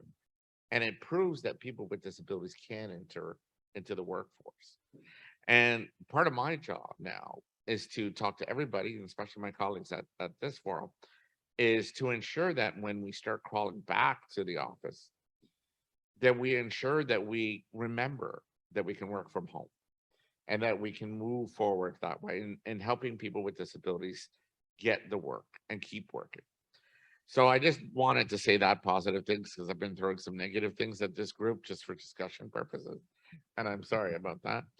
But at the end of the day, one thing I want to come back to that my colleagues have brought up were, yes, we should still have some targeted practices of doing certain things. But I'm starting to think that we're at a point in our history where we can start coming back to the center, and we can start bringing back. It doesn't need to have a special program anymore. I hate that word, by the way, special, for that reason alone. I think we should start having open discussions about how we can be more inclusive and include everybody in the process. So before this will be my last statement. Part of the problem with Arthur, and this is your argument about the, having to have individual exclusivity, is I have a problem with the math. I have a problem with our statistical math when it comes to persons with disabilities, because for up until about 5 years ago, we used something called PALS. And PALS was just a basic understanding of how many people with disabilities exist in the country. And out of that, they extrapolated how many people with disabilities can enter in the workforce.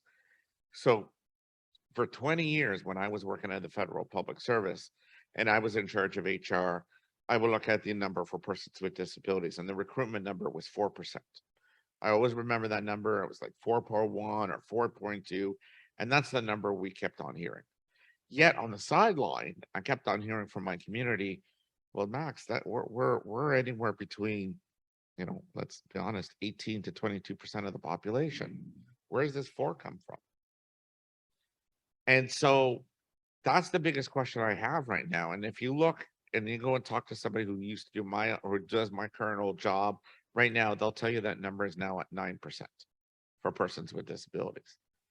But yet for 20 years, we were saying 4%. So I got to be honest with you. I got to question the math, and I got to constantly question the math all the time, because I have to ask myself, what biases are being put into designing the mathematical equation that comes to 4, right? And I'm always asking myself, with the advent and the new technology, are we just stuck in our little closed way of doing things? So we need to break that. We need to constantly be shaking it, breaking it, re-examine it, and asking the one important question: why? just if I can come back to that, I think Yeah. that's, Max, I think we're in violent agreement. I think that I am no fan, for example, of the Employment Equity Act and the math and the methodologies that are used to identify persons, all kinds of persons and what the barriers are that they face. I think, we need, though, a multiple set of tools to actually address those issues. We need to know, we need to do better in terms of getting the numbers right.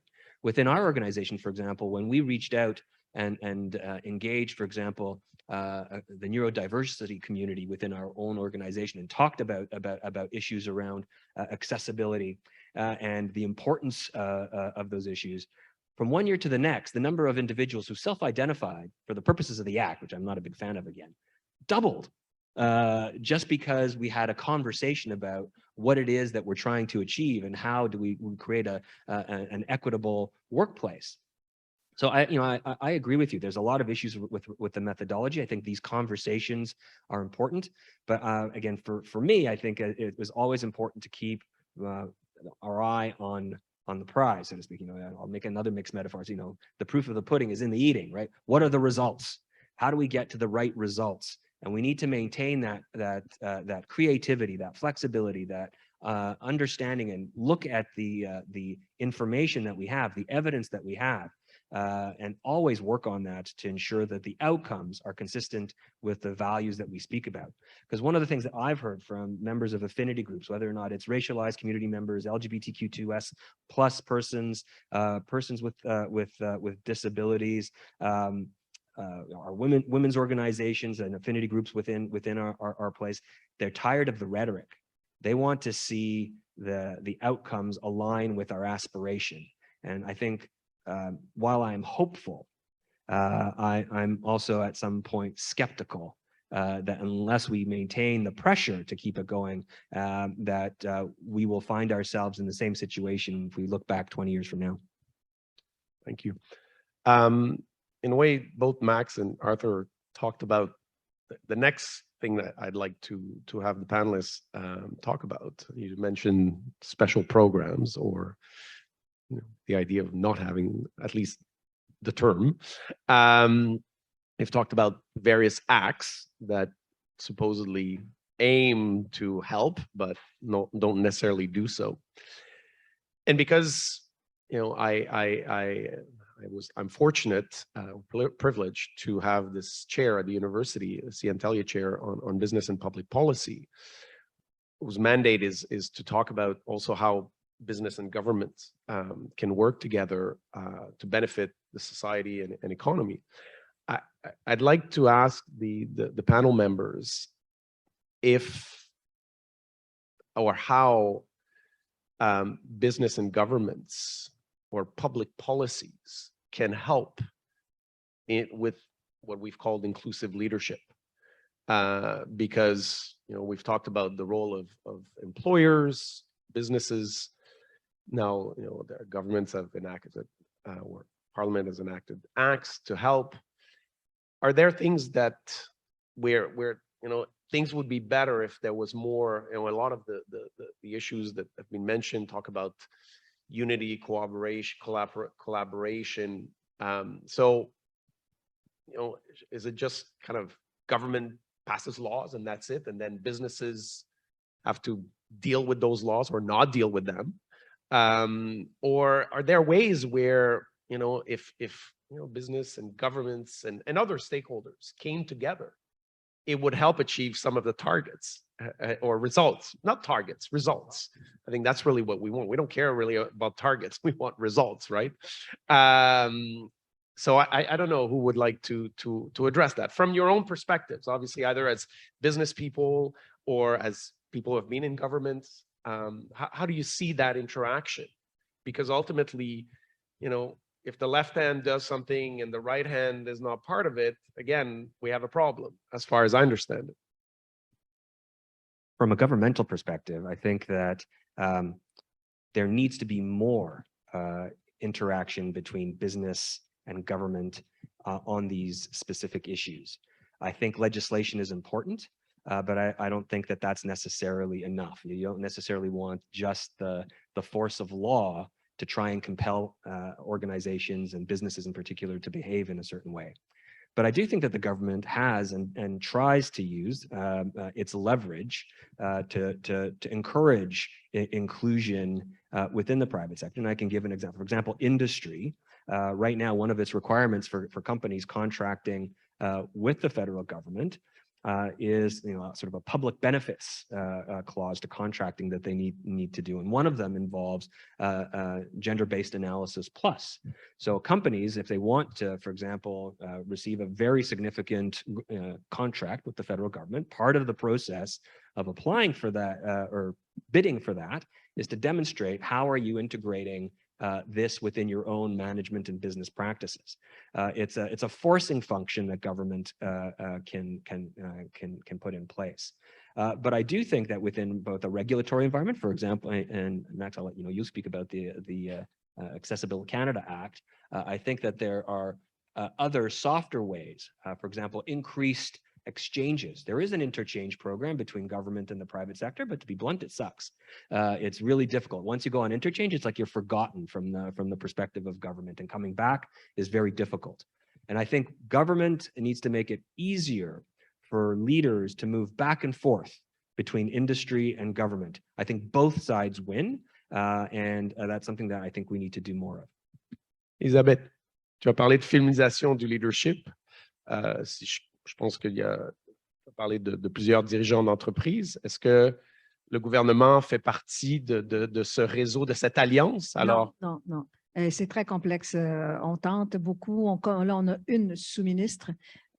C'est à bout de bras.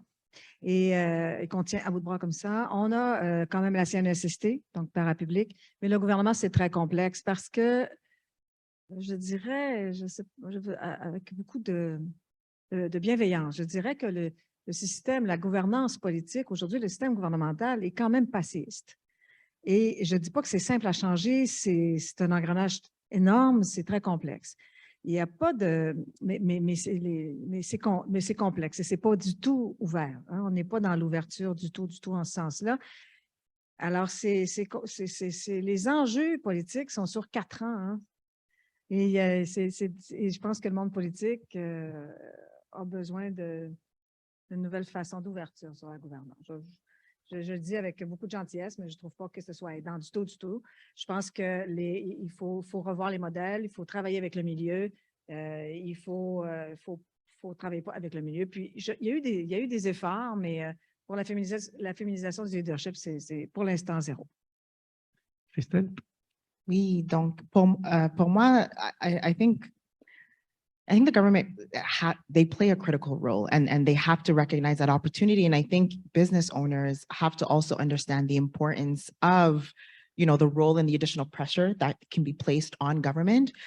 When I think about, personal experience through, at the Federation of African Canadian Economics, this was an initiative that is, fully supported through the federal government. But that was, we stand on the shoulders of many who had been putting pressure and who had been lobbying and who had been fighting at the federal level for economic inclusion and equity for Black communities. And so I think, yes, through this, it was, a huge win in the sense that we were able to get funding at the federal level for Black communities, which was the first time in the history of Canada in that sense.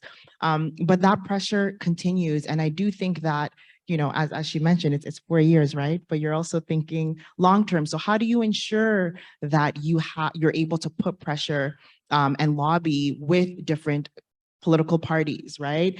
In a way that regardless of who is in power, you're able to ensure that you're able to advocate for different issues and for different communities as well.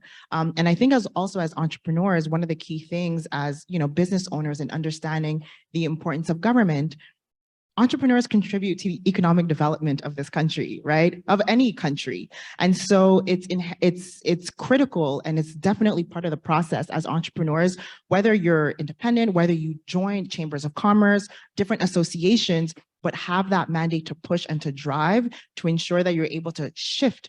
It takes time, right? We know this is not overnight, and there are different levels of government as well where that pressure can be added for those groups. But I do think there's there's those opportunities. It takes time, but I think, you know, unity and coming together oftentimes brings about change in a more effective way. And that's what I've seen through some of the experiences, not just only through our work, but even myself being an entrepreneur and being a part of different organizations, even working, you know, I've been in collaboration with the Canadian Chamber of LGBTQ, you know, and things like that as well. It's coming together and being able to lobby and push forth a specific agenda and to keep that pressure on. But it does take time, but I do think it's something that's achievable. Matthew, I saw you smile a few times when Christelle was speaking, so I'd like maybe to get you to put that smile into words, perhaps. Well, yeah, like that. It's taken us generations to get where we are, and it's going to take generations more to actually achieve true inclusivity. And so this is a long-term journey, and there are definitely great steps that have been taken so far. I mean, Arthur mentioned the notion of GBA tests that get included in contracting and grant money, and government needs to do more of that. There needs to be legislation that puts into place requirements around boards of directors for who minority participation in those. Because if we don't get those voices at tables, at decision-making tables, change doesn't happen, right? Those voices need to be present, right? And the notion of, you know, centralizing this or bringing this to the center, right? The center has to shift a long ways from where it has been for us to have success, right? And let's call it as it is. It's success. When we get marginalized individuals, marginalized communities into our economy, into our society, we win. We all win, right? That diversity brings strength. That diversity brings resilience. That diversity brings economic progress. All the way through that. And so, you know, government needs to act, businesses need to act, and we see shareholders and ethical investing taking shape and progressing, and more of that needs to happen. But as well, and speaking specifically around Indigenous communities, but I'm not sure that it's exclusive only to Indigenous communities, government resourcing needs to increase towards this stuff. Right? And that resourcing needs to come without strings, right? The resourcing needs to be provided to communities, to associations in a way that they can self-direct and be accountable for what they do to their membership, not to government, not to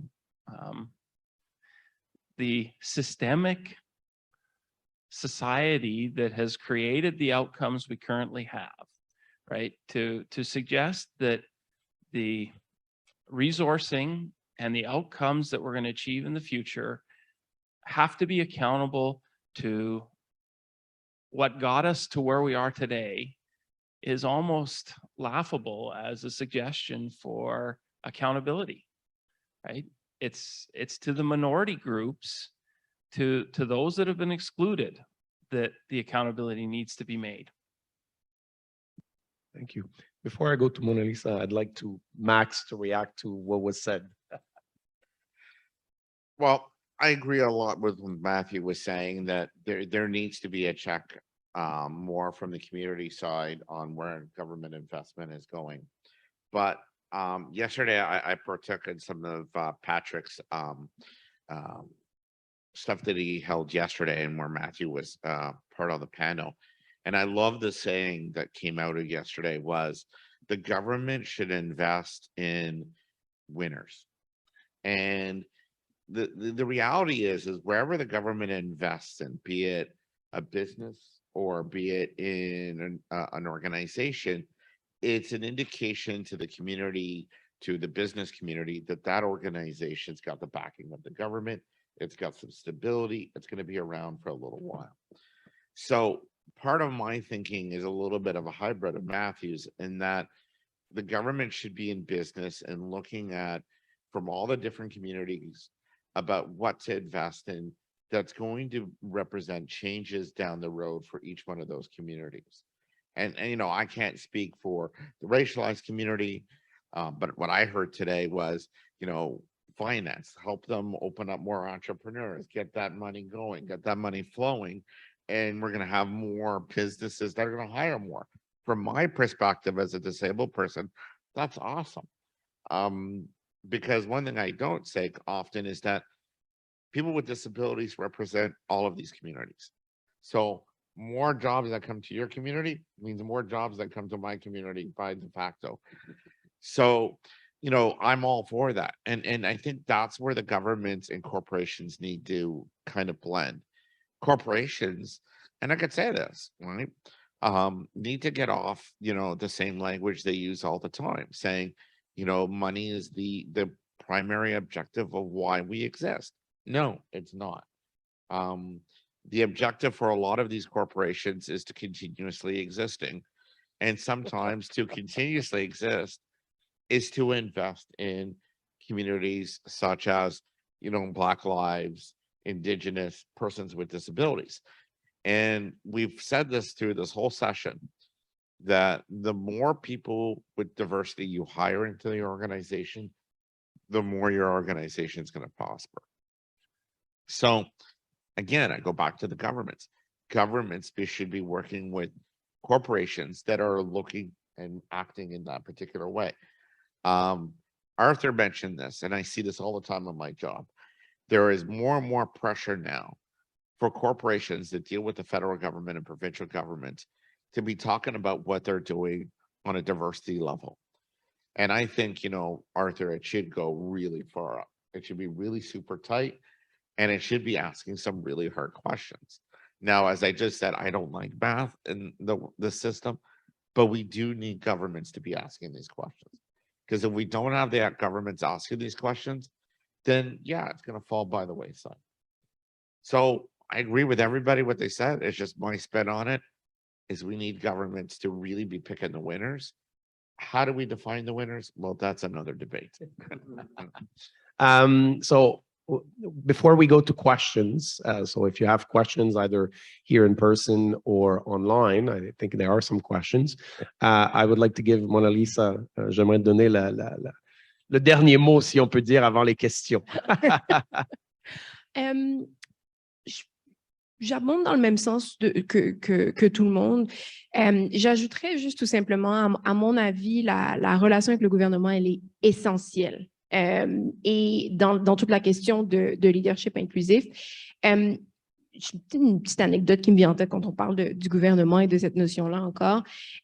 J'ai un ami d'un de mes cousins français, très longue histoire, est venu de France, un homme blanc. Venu de France, il est venu manger chez mes parents un soir, on est au souper, on parle et tout se passe bien. Et on sait qu'au niveau, en France, toute la question de la diversité, c'est traité de manière très complexe. Hein? Bon. Et là, la fameuse question est venue, qu'est-ce que tu fais dans la vie, etc. Là, je me suis dit, bon, ça y est. Mais je vais le dire quand même parce que j'ai hâte de voir qu'est-ce que ça va susciter chez l'ami en question. Et je dis, oui, je suis la directrice du programme de démarrage pour entrepreneurs noirs, d'un organisme, blablabla, je lui explique. Tout de suite, je le sens un peu se braquer, il y a un inconfort, OK. Puis je dis, bon, OK. Elle dit, c'est intéressant. Tu sais, chez nous, on verrait vraiment cette initiative comme étant raciste. Hein. Je dis, wow! Et en fait, je vous parle de cet exemple-là parce que on parle de leadership inclusif, on parle de leaders set the tone, le gouvernement leads our country, et ça met la table un peu pour comment la société en entier va opérer et voir les choses. Et je me suis dit, nous ici, on a énormément de travail à faire encore, sans aucun doute, mais il y a au moins ce dialogue, il y a des lois en place, on nomme les choses, on les adresse, et il y a d'autres pays, là j'ai donné la France comme exemple, mais c'est un enjeu ailleurs aussi où le nommer, c'est encore tabou. D'où l'importance en fait pour le gouvernement, oui, de mettre des lois, mais d'avoir de poser des actions concrètes aussi en lien avec tout ça. Nous, chez Futurpreneur, par exemple, ce que j'ai trouvé génial et on continue de le faire, j'oublie le nom exact, but I think it's Procurement Assistance Canada or Procurement Canada. Is really trying to get more diversity-owned businesses as part of their of companies that they work with in terms of procurement. And I think that's absolutely amazing. So they turn to us to talk to the entrepreneurs that we cater to, both our Indigenous entrepreneurs and our Black entrepreneurs, to give them access to those resources and for them to understand how they can be part of a procurement list for the Canadian government, which is amazing. So yes, there are laws that can be put forward, but there are very simple initiatives such as this one. I mean, you create a webinar and you speak to a whole bunch of diverse entrepreneurs and you help them, prosper in any way and give them more access to everything. So, yeah. Merci. J'inviterai les gens, s'il y a des gens dans la salle ou en ligne. Sébastien, ici? Oui, en personne. Et puis peut-être Nabil, s'il y a des gens en ligne, tu peux aller au micro et lire les questions. Merci. Oui, Sébastien. Bonjour tout le monde, merci pour la présentation très super. Moi, je veux plus revenir sur tantôt, j'étais un peu confus là. Leadership, inclusion, mais est-ce que le véritable problème, ce n'est pas d'abord l'ouverture d'esprit aussi des gens? Parce que tantôt, on disait qu'il y a des entreprises, par exemple, ils vont, juste pour avoir des financements, ils vont comme cocher des cases, ainsi de suite, pour pouvoir… Mais est-ce qu'après, les personnes qui sont comme exclues, quand elles sont recrutées, quand elles sont mises en avant, est-ce que dans les faits, ce sont des personnes aussi qui sont accompagnées ou bien qui sont écartées? Est-ce que le problème, ce n'est pas aussi une question d'ouverture d'esprit? Qu'est-ce que le gouvernement, par exemple, fait à ce niveau-là pour préparer, par exemple, les gens comme ça, quand ils arrivent dans des milieux professionnels, ils soient accueillis malgré leurs différences? Ça, c'est le premier point. Le second point, il y a Mona Lisa qui disait tantôt qu'elle a pris l'exemple de la France. Moi, je veux rester basiquement ici au Canada. Prenons l'inclusion n'est pas de la même manière d'une province à une autre. N'est pas de la même manière d'une province. Vous verrez, il y a certaines provinces où c'est un peu plus ouvert, où on va mettre de l'avant cette diversité, ces différences de tout un chacun pour faire avancer l'économie, mais il y a dans d'autres provinces où c'est encore très dur pour pouvoir faire avancer. Qu'est-ce que le gouvernement, mais aussi qu'est-ce que les organisations, par exemple, font à ce niveau-là pour qu'il y ait comme un certain dialogue? Parce que tantôt on parlait de gouvernement, j'avais comme l'impression que l'analyse des panélistes était plus portée, je ne sais pas trop, est-ce que c'est le gouvernement fédéral ou bien ce sont les gouvernements provinciaux? Qu'est-ce que les différents gouvernements, par exemple, à ce niveau-là, essaient de faire pour que les choses aillent de l'avant? Merci. Merci beaucoup. Je pense qu'on va prendre une série de questions, si ça vous va, et peut-être après, je vous inviterai à répondre à la question ou aux commentaires que vous voulez. Alors, oui, Nabil, veux-tu peut-être nous lire certaines des questions des gens qui nous suivent ou nous écoutent en ligne? Absolument. J'ai Léon Valentin qui a la main levée. Je te laisserai la parole, Léon. On va faire un test.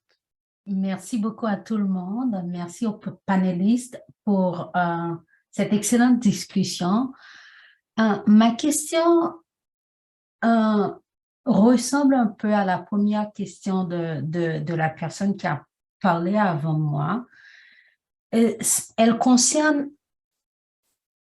l'inclusion. Voilà. On a souvent, bon, on reconnaît la difficulté qu'il y a pour nécessairement implémenter l'inclusion ou accueillir l'inclusion. C'est pour ça que souvent les organisations se lancent dans des actions performatives comme cocher des cases, au lieu de vraiment instituer une culture de travail inclusive, changer la culture de travail pour que tout le monde se sente valorisé sur le lieu du travail. Donc, une personne issue de la diversité, bon, n'importe quelle diversité qu'on parle, que ce soit culturelle, linguistique, peut-être invitée ou recrutée, mais impliquer la personne pour qu'elle puisse contribuer, ça c'est une autre chose. Comment, selon vous, quelles sont les mesures que les organisations pourraient implémenter pour ajouter l'inclusion à la représentation, pour ajouter l'inclusion à la diversité, pour transformer ultimement nos milieux de travail? Et ça, c'est au niveau des mesures, les indicateurs de succès. Maintenant, comment reconnaître qu'un milieu de travail est inclusif pour une personne venant de cette diversité, avant même d'intégrer, d'être prise au piège, d'être attiré par les targets, ce qui est bien. Je n'ai rien contre le quota. Le quota est bien pour augmenter la diversité, mais maintenant, au-delà de ça, comment une personne de l'externe peut reconnaître un milieu de travail inclusif? Merci beaucoup. Merci, Léon. Moi, je pense qu'on va prendre toutes les questions. Alors, je ne sais pas si est-ce qu'il y a d'autres questions? Oui, c'est la mienne en fait. Okay. Merci beaucoup. Vous avez toutes et tous une vaste expérience du leadership inclusif. J'aimerais attirer l'attention sur les jeunes en tant que membres de la diversité. On est dans une université. Quels outils et leviers ont les jeunes professionnels pour explorer les possibilités face à une certaine exclusion et manque d'écoute dans le secteur de la fonction publique et du secteur privé? Merci. Merci, Nabil. So, we have 4 topics.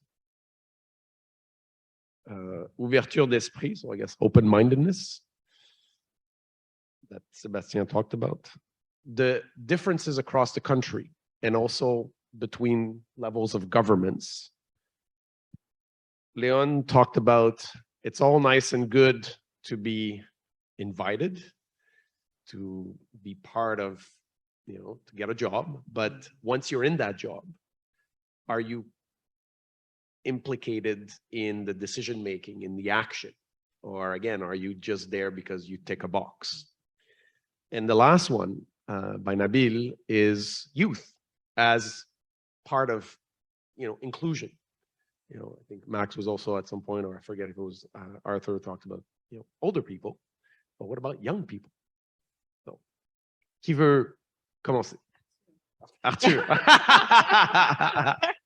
Thanks. Alors, on va faire un tour de panel et on va s'arrêter après ça. Je pense que les questions sont absolument merveilleuses. Je les apprécie énormément. Alors, merci pour avoir pris le temps pour les poser. Et je vais essayer de faire un peu d'un survol. Alors, l'ouverture d'esprit, c'est absolument essentiel. Ce n'est pas seulement les mesures comme le recrutement, c'est vraiment une façon de vivre qu'on doit faire évoluer auprès du milieu de travail, si c'est dans les entreprises ou c'est auprès du gouvernement fédéral. Et pour moi, une des choses que je trouve arrive trop souvent avec les questions sur l'inclusion, c'est que c'est lié trop directement à des questions de ressources humaines, c'est lié trop directement aux questions de recrutement. Et c'est seulement le premier pas dans les efforts pour avoir vraiment un milieu de travail, une communauté d'inclusion. Alors, pour nous, auprès de la ministère où j'ai travaillé avant que j'ai pris ma retraite, c'était vraiment beaucoup plus important de parler de la culture, des changements de la culture à l'intérieur. Et sont quoi les mesures qu'on va prendre du point de vue, encore une fois, très ciblé, qui vont créer un environnement où ce n'est pas seulement en arrivant ou en accueillant quelqu'un de n'importe quel vecteur de la diversité qui arrive auprès de notre institution, mais qu'est-ce que va être leurs expériences quand ils arrivent, leur expérience quotidienne? Comment est-ce que ça va changer? Parce que, to come into an organization from a historically excluded group is just step one. If you show up on day one and you find out that every single day you're coming up against various barriers, you're not going to stick around, you're going to leave. So you really need to have a change of culture. And part of that means changing governance, being deliberate, having, doing the math to make sure that you're having both quantitative, but also qualitative assessment of what it is that is our people's experiences once they come into the organization.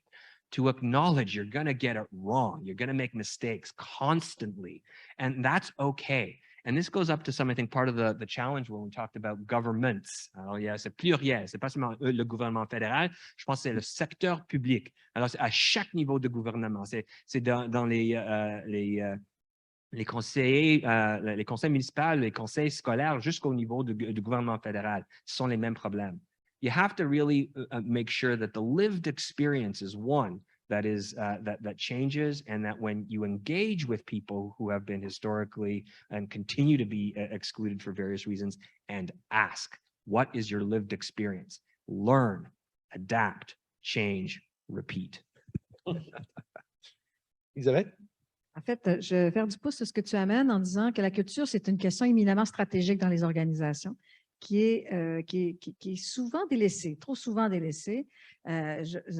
Unir des entités différentes pour concevoir quelque chose qui n'existe pas est à la base même du monde des affaires et de l'économie, et c'est à ça, et donc c'est de l'innovation.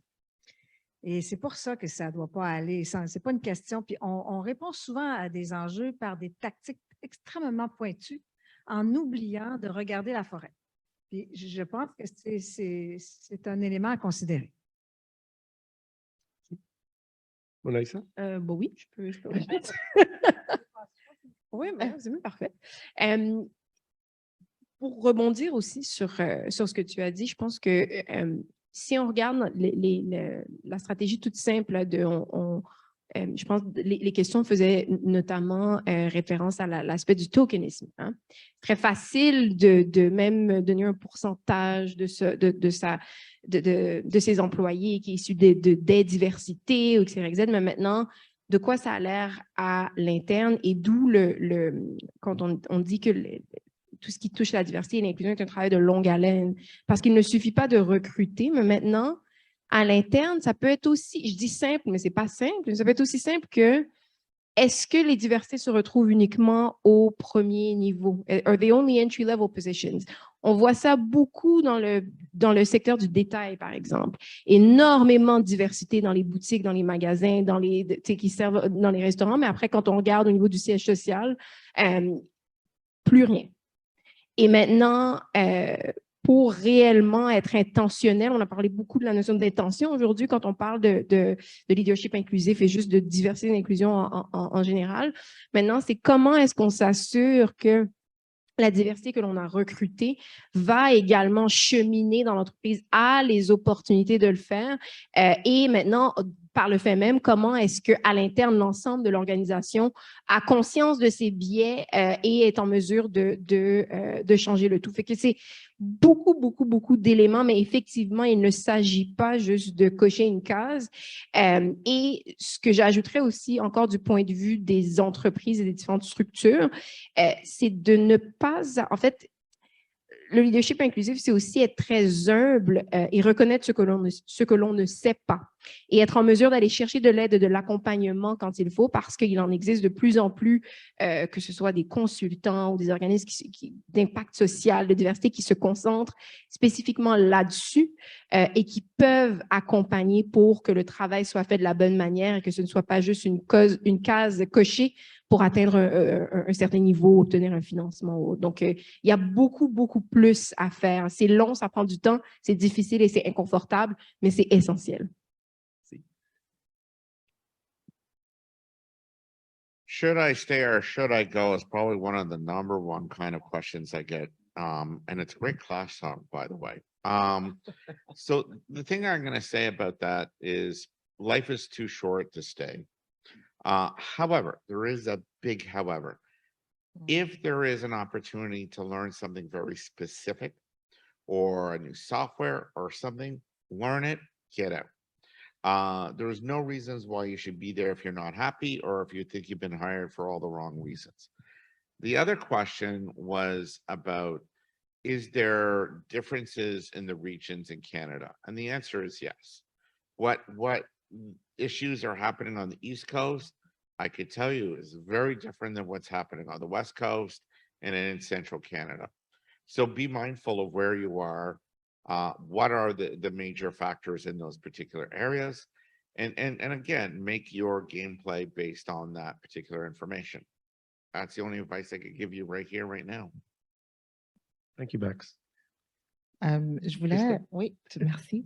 Je voulais répondre, j'adore la question de Sébastien et de Léon aussi, concernant les compagnies, lorsque vous recherchez à avoir, une fois embauché, c'est quoi vraiment la culture? Et je pense que une des premières choses à identifier, c'est de quoi parce que le changement de culture, ça commence du haut dans une entreprise.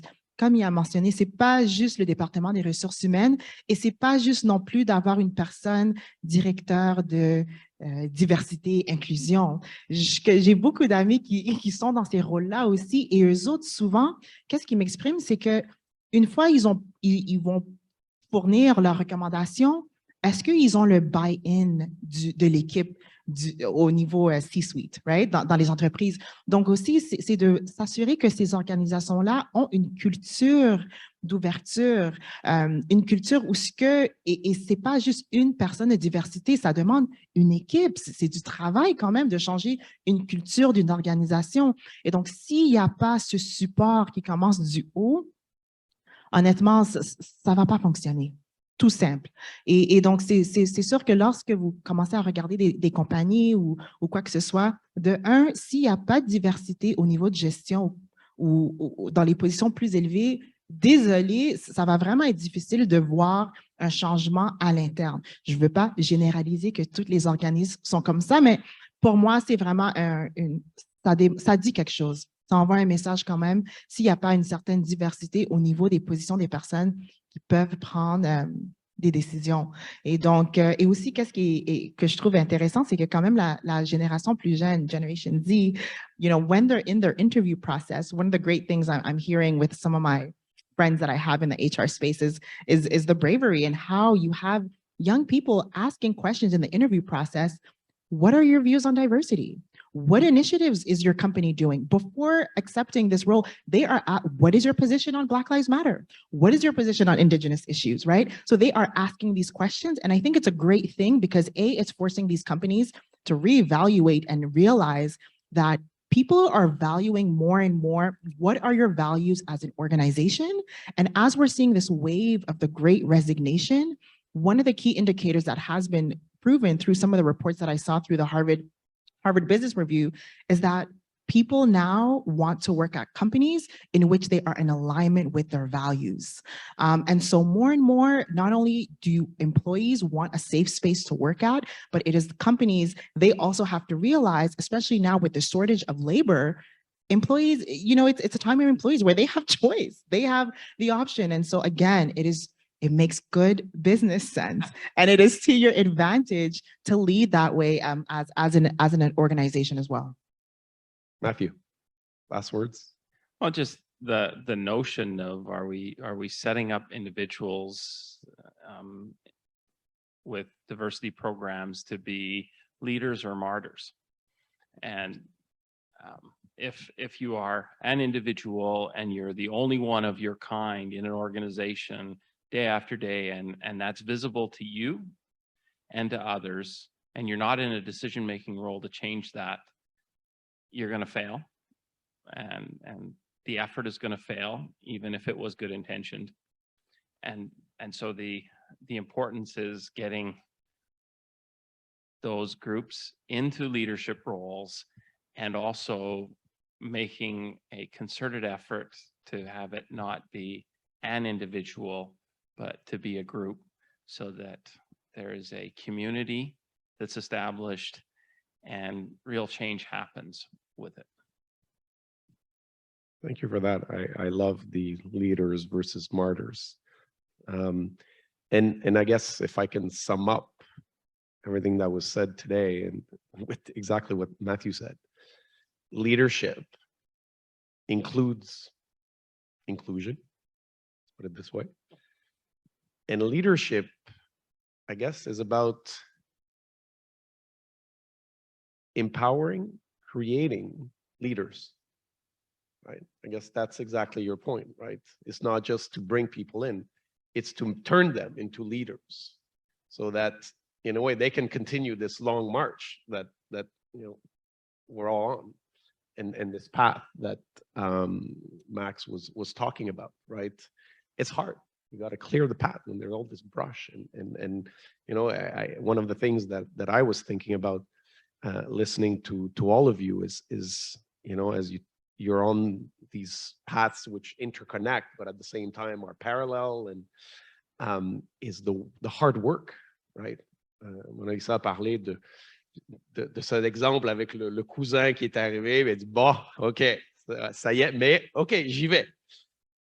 Mais parfois, la façon facile, c'est d'éviter de ne pas en parler, d'accord? Mais les choses n'avancent pas. Mais c'est vrai que ça demande du travail et c'est là où je pense que, justement, il faut collaborer. Hein. Elisabeth parle, créer une alliance et il faut que, justement, cette idée de collaboration entre les gens, entre les différentes communautés, à l'intérieur même des communautés qui elles-mêmes sont très diversifiées. Je pense que Christelle le dit et Mathieu aussi, il n'y a pas une communauté noire, il n'y a pas une communauté autochtone. Hein, il y a des communautés, il n'y a pas une communauté de gens handicapés, si on peut les appeler comme ça. Il y a avec des besoins différents et même, hein, ça a été mentionné, à travers le pays, des approches, tout ça. Alors, il faut être conscient de ça et je pense que ça revient à cette idée de toujours écouter, avoir une ouverture d'esprit et de faire participer tout le monde. Ce n'est pas seulement que les gens soient dans la salle et puis bon, ils sont embauchés et puis ils sont des martyrs après ou ils sont ignorés. Hein. Alors, je veux vous remercier. I want to thank you so much. Ça a été une conversation riche. Moi, j'ai appris beaucoup. I learned a lot. It was, and I hope that the people here in person and online, que ça a été aussi très enrichissant et que vous avez appris beaucoup et surtout que ça va vous faire réfléchir et en espérant que justement vous aussi, on va non seulement vous aider à être des leaders, mais que vous allez aussi prendre un rôle de leadership. Alors, merci à tous et toutes et à ceux qui nous ont écoutés et à bientôt. Au revoir.